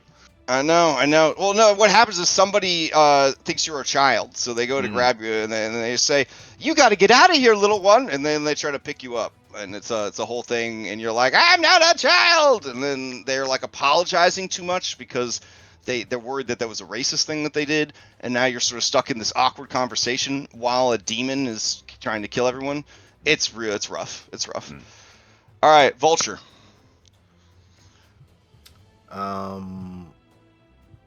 For the ones that were mentioned, that's just a lower DC, or those are lower DCs. Yeah, you could do anything in these chase scenes, but if it's not covered, it ends up with a much higher DC. Yeah, and I'm gonna go with acrobatics. I say you could do anything that is approved by the GM, but yeah. Oh yeah, no problem. You shoulder your way through the crowd, but with Bella left behind, let's see. Why is the initiative suddenly different? That's weird. Okay. I think I clicked the wrong thing. I clicked. Oh, you rolled your initiative. I Okay, yeah, you rolled your accidentally initiative. clicked. Yeah, I clicked initiative. All right, no worries, no acrobatics, worries. and skills. So at the end of the round, because you did not get past this obstacle, the onlookers begin throwing trash and debris and rotten fruit and pots. Everyone takes 2 points of bludgeoning damage, including the bad guy.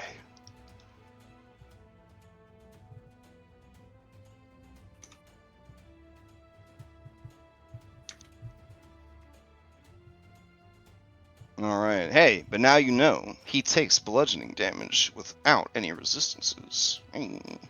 All right. Ketrin is going to do another athletics check to go back and get Bella.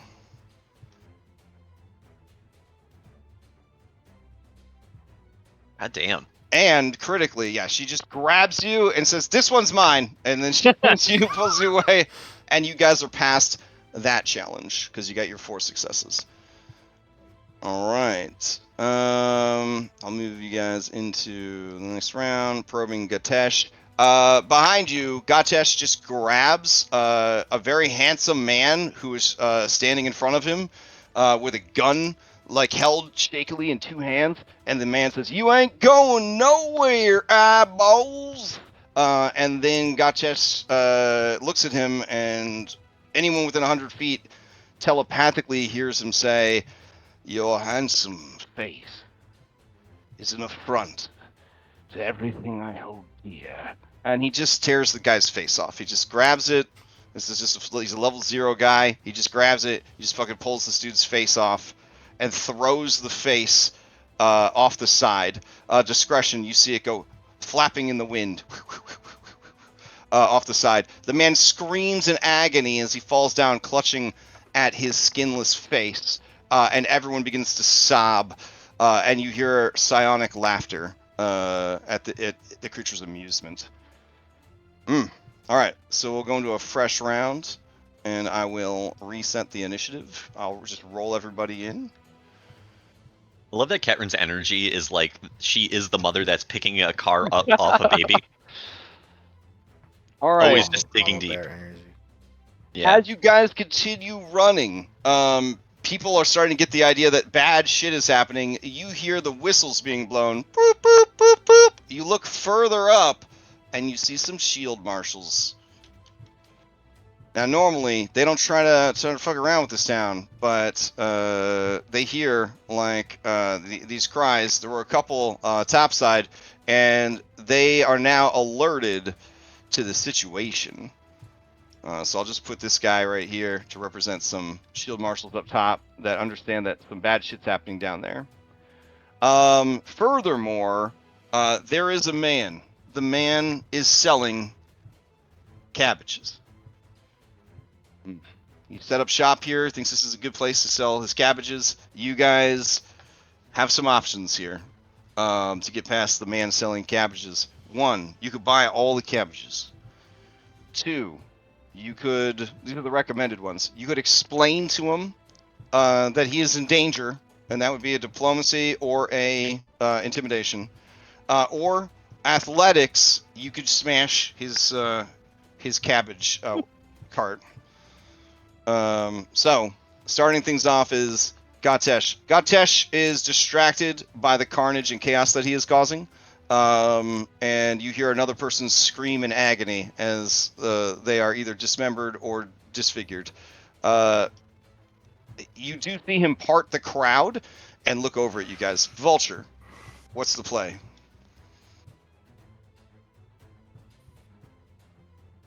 Oh no. I smashed Oh in my the fucking God. cart. Well, the DC for athletics to smash the cart was only a 10, so you critically succeed. You just grab the cart and fucking shoulder it off the side of the cliff, and then as the cabbages trail off in slow motion, the dewdrops sprinkling off of them as they fall, the man, tears matching the falling dewdrops that fall from his eyes, cries out, "Not my cabbages," as he falls to his knees. All right, that encounter is complete. How much was it to buy out the cabbages?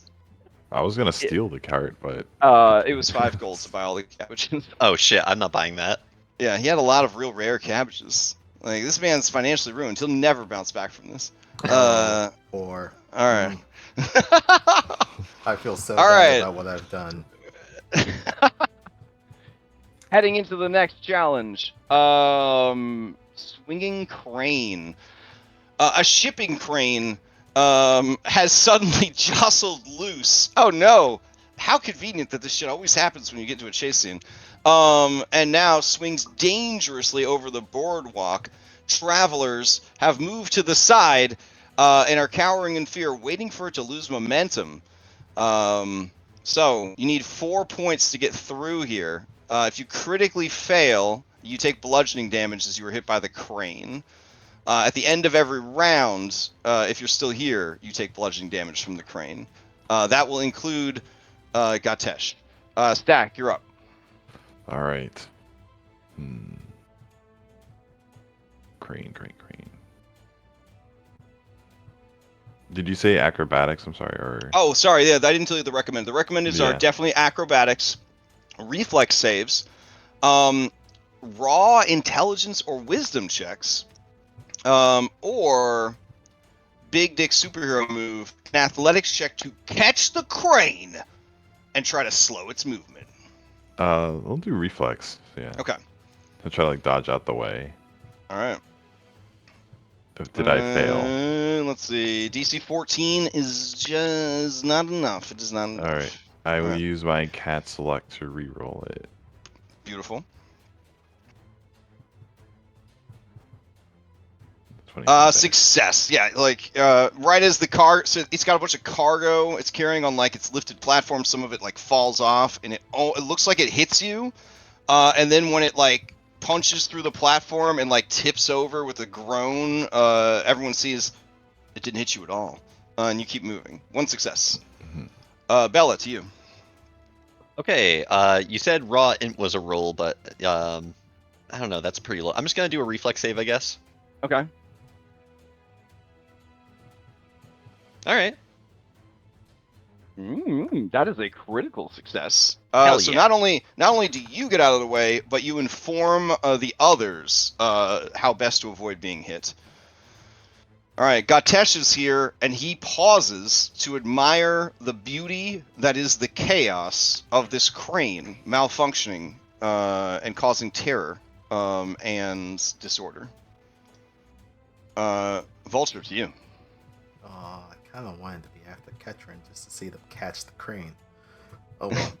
Oh, you want to see? I mean, I'll roll for Ketrin anyway. So even if you succeed, we'll see if she catches the crane.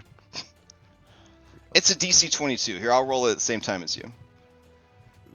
Oh, it's a good thing that she had to do it because you did not succeed. So right as you're She's gonna catch it. You're gonna be fine. You can. Oh, save I'm not the gonna hero take point. damage from it. Okay. Yeah. It's only if you critically fail. Yeah. So as there's a beam like falls from the crane platform, and it looks like it's gonna crush you, and then fucking catches there like goddamn 1950s Superman, just like fucking pressing this thing up, holding it, and then sets it gently down next to you, and pulls you further along. As he watches, I can't say stupefied because that's a gameplay thing. As he watches transfixed by the chaos, one of the beams falls down and hits him, taking 6 points of damage. And you hear in the psychic projection say, "Ow." All right, you continue. Meanwhile, discretion. You just chilling. You got another corn dog. Good times down there. Yeah. No problem. All right. So, as you make it down to a lower level, you're still looking for a good place to fight this guy, but you also don't want to fight them without discretion. So as you look, well, maybe. So as you're looking around, you see, okay, there's the way down, all the way over here. So you're heading over to this ramp, and as you're heading towards the ramp, there are street performers. They're playing music. They're dancing. It's a good time. A lot of people are cheering. There's beautiful costumes, very sexy dancers. This is a resplendent display of cultural art, value, and beauty. Good thing there isn't an extra-dimensional being that detests beauty in all things on his way. So, in order to get past these guys, they recommend a performance check to act like you're part of the show. Acrobatics to, I mean, it's a chase scene. Intimidation to just say get the fuck out of the way, or diplomacy or society to weave through / manage the crowd. And I will say that society and diplomacy option will carry an additional hidden benefit if you want to try those. All right, so looks like Stack, you won the initiative again. All right. Wow, it's almost like the same initiative. Did I not reset it? Hold on, let me reset it. There's no way that was the exact same initiative. All right, so Vulture, you're up first.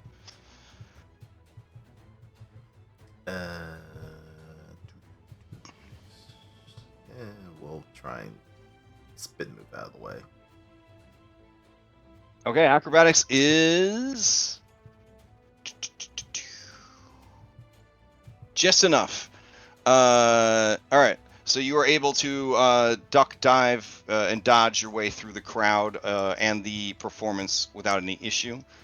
Gatesh has been slowed down by your guys' progress, so he is still in the previous encounter. He's getting out of there, so he doesn't take any more damage. Stack, to you. Acrobatics. All right, acrobatics, no problem. Not a critical, but well done. So that's a second success. Can I add a D3 to it to make it a critical? Ooh, you could try. You Okay. need to get a 2 or 3 on this D3. Aw. Aw. I mean, you're pretty close now, bro. You're saying. Pretty close. Pretty close to. What's the rest of the syllables?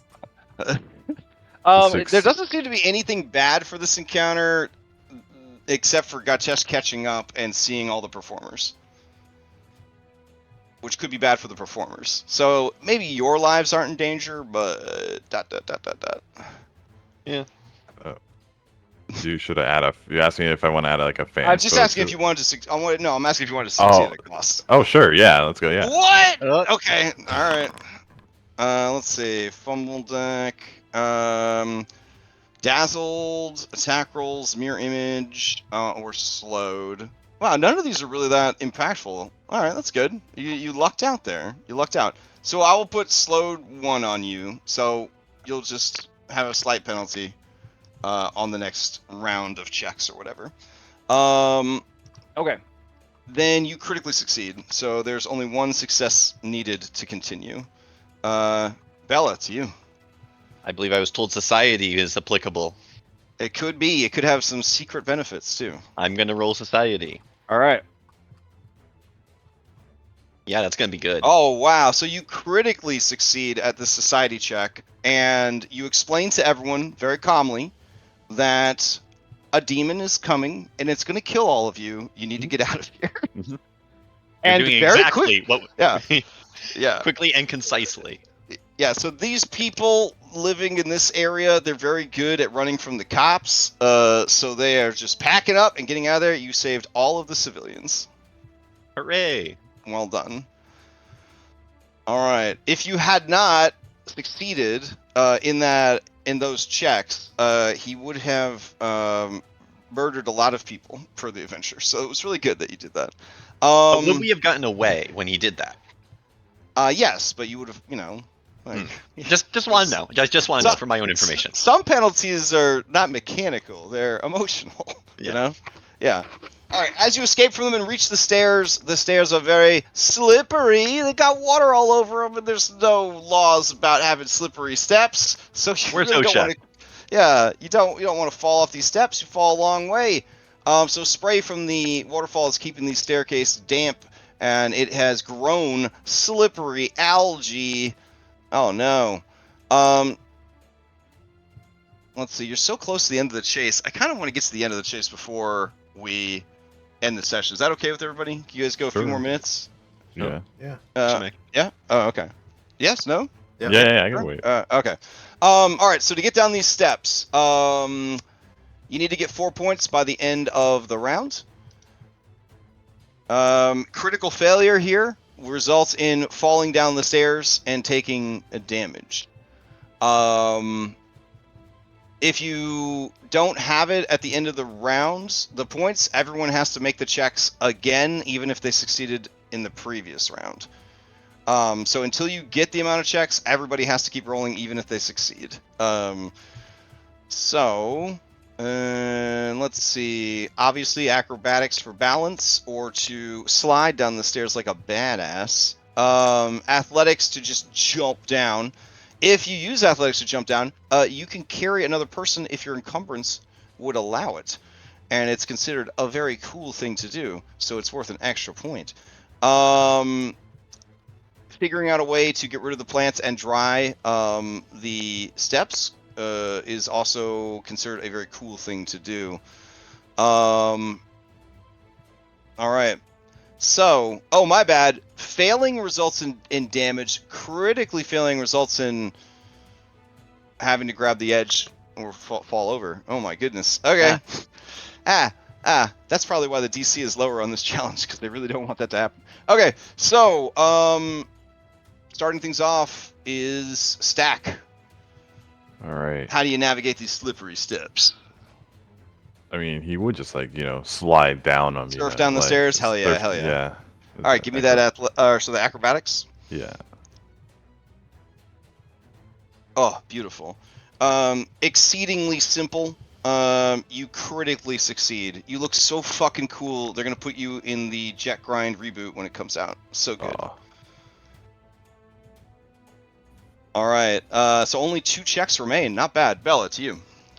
What was the last thing you said? Something about drying the stairs? Is that a If thing? you have a way to either dry out the staircase or deal with the algae, I think they're hinting at magical or alchemical solutions here more than I'm anything here else. for But it. yeah. I'm here for it. All right. What do you got?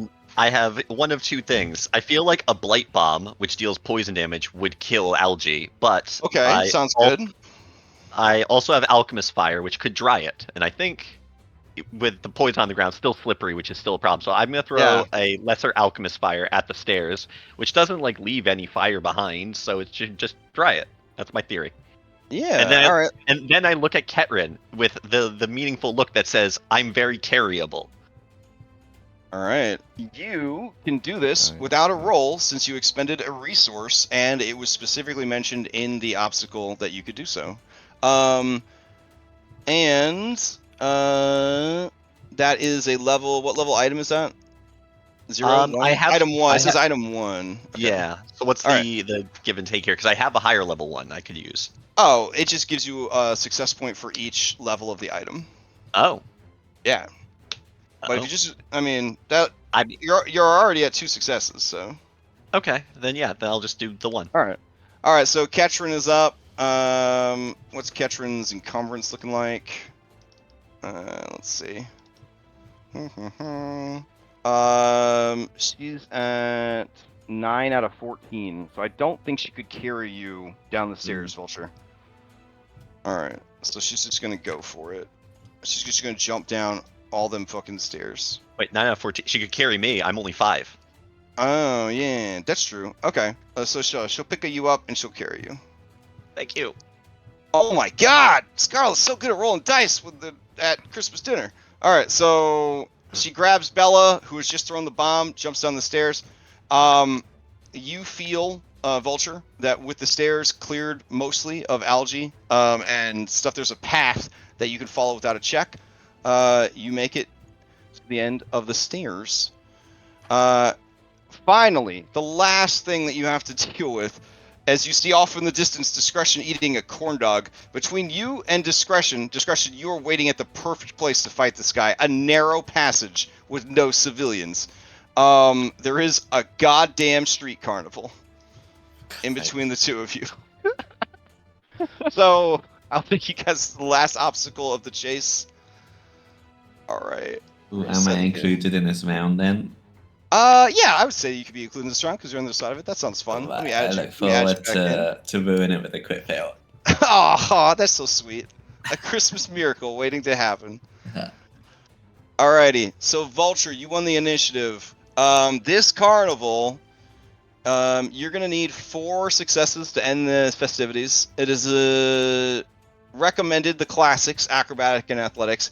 It's very loud and there's a lot of people, but diplomacy and intimidation could be used for crowd control. Or a clever lie, such as free ice cream, could be used to get people to leave quickly. All right, so those are the recommendations. I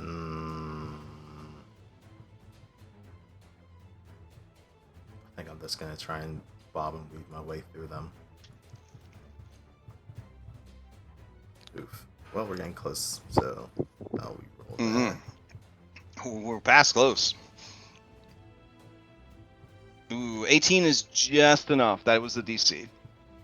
So you make your way through the crowd, catching up. That's 1 success. Bella, to you. I will try to use society. Okay. Oof. Can I use a fanspo on that? A fanspo. Ooh. I mean, you got 3 other people. You're only trying to get to 4. Oh, that's right. We got discretion this time. Okay. Yeah, discretion's back this time. There's less pressure now that all of you are working together as a team, Batman. Justice League HR. They see Batman sitting across from the desk. They're like, you again? Unbelievable. All right. So, yeah, you try to kind of tell people, like, hey, there's a demon coming. And people just are laughing. They're like, oh, is that the next performance? Oh, it's amazing. I can't wait to see a demon. Oh, it's going to be great. As if on cue, you see the demon look at the stairs where a path has been cleared for him, and he's slowly and cautiously levitating down the stairs because he doesn't want to fall. That would be very embarrassing if he fell down the stairs, busted his ass. This motherfucker floating like an inch off the thing anyway. Listen, he still fell in Sunset, and it was very embarrassing, okay?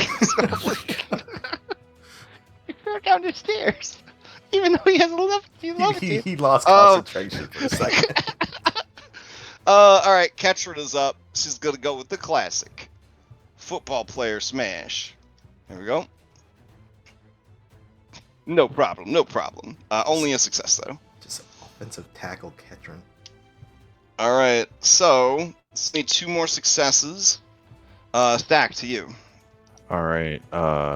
Yeah, he offers a clever lie to, such as free ice cream to get people out of the way. Yeah. Okay. It's Is your lie free ice cream, or do you have something even cooler? Alright, it'd be cooler than ice cream. Yeah, free ice cream even. Yeah. I'm about to get out of my seat. I mean, I'd like some free ice cream. Sounds pretty good. Oh wow. Okay, yeah. So not a critical, but yeah, you mentioned that there is. Now I'm stuck thinking about ice. Jesus. Yeah, and it's like, yeah, he's just like, oh yeah, free. Yeah, they got free ice cream right over there. Yeah. Here's the moral quandary. Do you point back the way you came to slow down Gatesh, or do you point to safety, like inside the nearby cave wall? He points them out of the harm's way. Oh, okay. Beautiful. If there was alignment, that's +1 good point. All right. Shadowheart approves. All right. Is the critical succeed at a costable? Ooh, why would you ask that question? But yes, it succeeds at costable because for some reason they really wanted you to lie about ice cream for this challenge. Maybe the writer really wanted ice cream. You think I'm making this up? It's a DC 14 lie to shout free. Well, they have free admission today, but free ice cream sounds even better. To create a stampede off of the boardwalk. So They live in a desert. I get it. Ice cream is probably a delicacy. So critical fumble. Oh no! You are winded from all this running around and lying. That's a bad one. All right. But yeah, that succeeds so hard, and that no one else needs to roll. They just walk up to you, and you guys have. I will say that you will have a circumstance bonus, a +1 circumstance bonus, to initiative rolls. Against this guy, if you do decide to fight him here, and I'll give you one round that you could essentially do a buff if you had one on yourselves. So let me add that as our note for the end of the session. Would you say I start combat with panache from my cool swing? Yeah, that sounds cool. Sure. All right, I one would round. like to be Can I holding count ice that? I'll cream. count that as your one. You'll have the ice cream. Nice. Yeah. I'm gonna count that as your 1 round worth of buff then. Yeah, so that's fine. We'll put need Dis nothing else. has free panache. All right, and then party is +1 to initiative. All right. Well done, you guys. So in that last encounter, every round that you failed, he would go on a murder spree, and you guys would take mental damage from the sights that you witnessed. Oh shit, my bad. God damn. The adventure says give them a +4 circumstance bonus to initiative. Yo. Oh, and because you did so well, he is going to be stunned 1 during the first round. Wow. Okay. I'm going to put addendum. Stun 1 just means he loses an action or something? 4 bonus. Yeah. Plus He 1. can't use any And, actions before his turn, and on his turn he loses his first action. Nice. All right. That is wonderful. Great job, you guys. So And the you other found a place group to just fight. fought him immediately, or what? I can't tell you how the other group solved their problems, Okay. but I will tell you he did fall down the stairs and everyone laughed at him. Oh, no. And I felt terrible for him. I just felt terrible for him. All right. So on that note, I will end the music. We will end the session, and we will end the year. Wow. Oh my god, 2 weeks. Best of luck to you guys for the upcoming fight. Oh, sorry. For some of us, it will be 3 weeks, meaning that there will be a terrible recording in 3 weeks as I run the player view to record it. Dash okay. Dash okay. I just All need right. to quickly consult my chart, because honestly, I think for me it might also be 3 weeks, baby. Oh no! Down 2 people in Pathfinder. That's pretty rough. That's pretty rough. In a boss fight, no less. All right. So as they are looking that stuff up, I hope that we're playing Wait, again. no, what am I talking about? I have a night shift then. This isn't at night. It's a it's Time an travel afternoon stuff. game. Yeah. All right. So you're It good. doesn't All right. affect me. I'm good. So we'll be back in 2 weeks. We're taking off for the Christmas holiday. So our next game would be The 6th. the 6th of January. All right, sweet. Do not worry. The Sunset game on Monday, which I was going to have time to run. I do not have time to run because I have to go to the initial class of driver's ed for my kid who is taking driver's ed. So, Oh, that's cool. yeah. So everyone is on holiday now except for the 2 Sunday games. The games tomorrow morning and tomorrow night are the last 2 of the year. Sunset will not be able to get even further ahead, that I don't want them to be starting like Kobold King while you guys are like, yeah, we made it to book 2. This is awesome. So yeah, it's been a good year. We did a recap last night on the vodcast, and goddamn, we did a lot of stuff this year. A lot of campaigns, a lot of video games, a lot of tabletop video games, a lot of Solasta. And it was good. And it was one of those things where, as we were discussing it, my heart was very full with how fortunate I am to have this amazing community to hang out with and play games, while also, paying my bills and stuff. It's nice too. So you guys are a huge part of that. So thank you for being such incredible players and for all of your past and continuous support of what I try to do and what our community tries to do, for helping out with Extra Life this year. We made a pretty decent chunk of change for charity this year. So this is just a really great community that we've built, and I look forward to more games in the new year and learning more games and trying new systems. So it's been really good. It's really good. that's it for announcements. Christmas break, and a big thank you for an amazing year, and hopefully 2024 is even more amazing. Does anyone else have any announcements before we adjourn?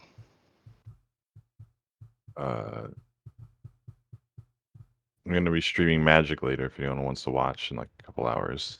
Ooh, that's right. And we're gonna play some Commander Thursday night instead of playing Nightfall. Yeah. So we need at least 2 more people to play Commander.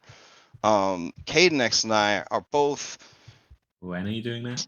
We're both a little too competitive, I think, for Commander. No, I'm just gonna. I could just make decks for people. Yeah. And like I'll make fun decks for people, and My deck's fun. I made Pinkie Pie. Come it on. has Ragavan in it, and Darth. Because it's a red treasure deck, okay? Listen, you don't have to. I am monkey. interested. Yeah. Okay. Excellent. When is I this? used to play Magic. Thursday. I guess Thursday. I don't know what evening for us. I think it would be Thursday, morning for you. What time in the evening? I'm Like 2 weeks off right now. like 7 or 8 till whenevs. Like 7 or 8 p.m. till whenever. So that's like Friday morning for you. I have a Yes. hard and fast rule that I don't play more than 2 games of Commander in one sitting. So sometimes that means 20 minutes, and sometimes that means 8 hours. So it just That's depends on how the game's going. 7 p.m. EST then. Yeah. I could join. Okay, yeah. Okay. So if we get enough people, generally you don't want to go more than 4 on Commander, but we could always, if we have enough to do 2 pods of 3 or 4, that'd be fun too. I'd love to get people playing Magic again on the server. It's a big part of my mental health recovery is to play some Magic again. So I was very happy that I finally was, I got a new deck together, and yeah, I'm looking to play. If you've never played Commander, it is to Magic what Smash Bros is to fighting games. In my opinion, it's like it's not as serious as Magic. And you have access to all of the cards essentially ever released ever. And you get to make a deck of 100 cards, one of which is your commander, a legendary card that is always available to you. And you build around that legendary card always being available. And that sort of sets the theme for your deck. So it's almost like a fighting game, right? Like choose your fighter. And like you could literally have Ryu or Zangief or Chun-Li as a commander, because that's how fucking crazy Magic has gotten with the multiverse being cracked open. It's very, very cool. So, like, I am running a deck with Pinkie Pie, but, like, Cadenex could bring fucking a Decepticon deck with Megatron as, like, his commander. Like, it's so dumb. It's kind of awesome. And, yeah, it's so much fun. Also very, political in terms of in-game, Yes, it has that feel of like alliances constantly being formed, and like somebody's getting ahead, so everybody like teams up to stop that person. But then of course the person that was in second place the whole time waits for the first place guy to get hit with the blue shell and then wins the race. You know what I'm talking about? So it has a lot of that. It's really, really social and fun. And there are a few things where they throw up the Black Panther meme of "we don't do that here." Like you don't do like mass land destruction, things that would be unfun for everyone at the table is generally a no-no. But yeah, like between me and K-Nex and Red, we have so many decks. Everything's free. Asterich. You do need to have a Tabletop Simulator account. Maybe we want to turn up the stream here and then. Right. Anyways, I mean, free to check out and spend real money. That's what I meant to say. Anyways, cut the stream. Merry Christmas, Happy New Year, holidays, all that jazz. Yeah. Thanks for running. Happy holidays, and see everyone in 2024.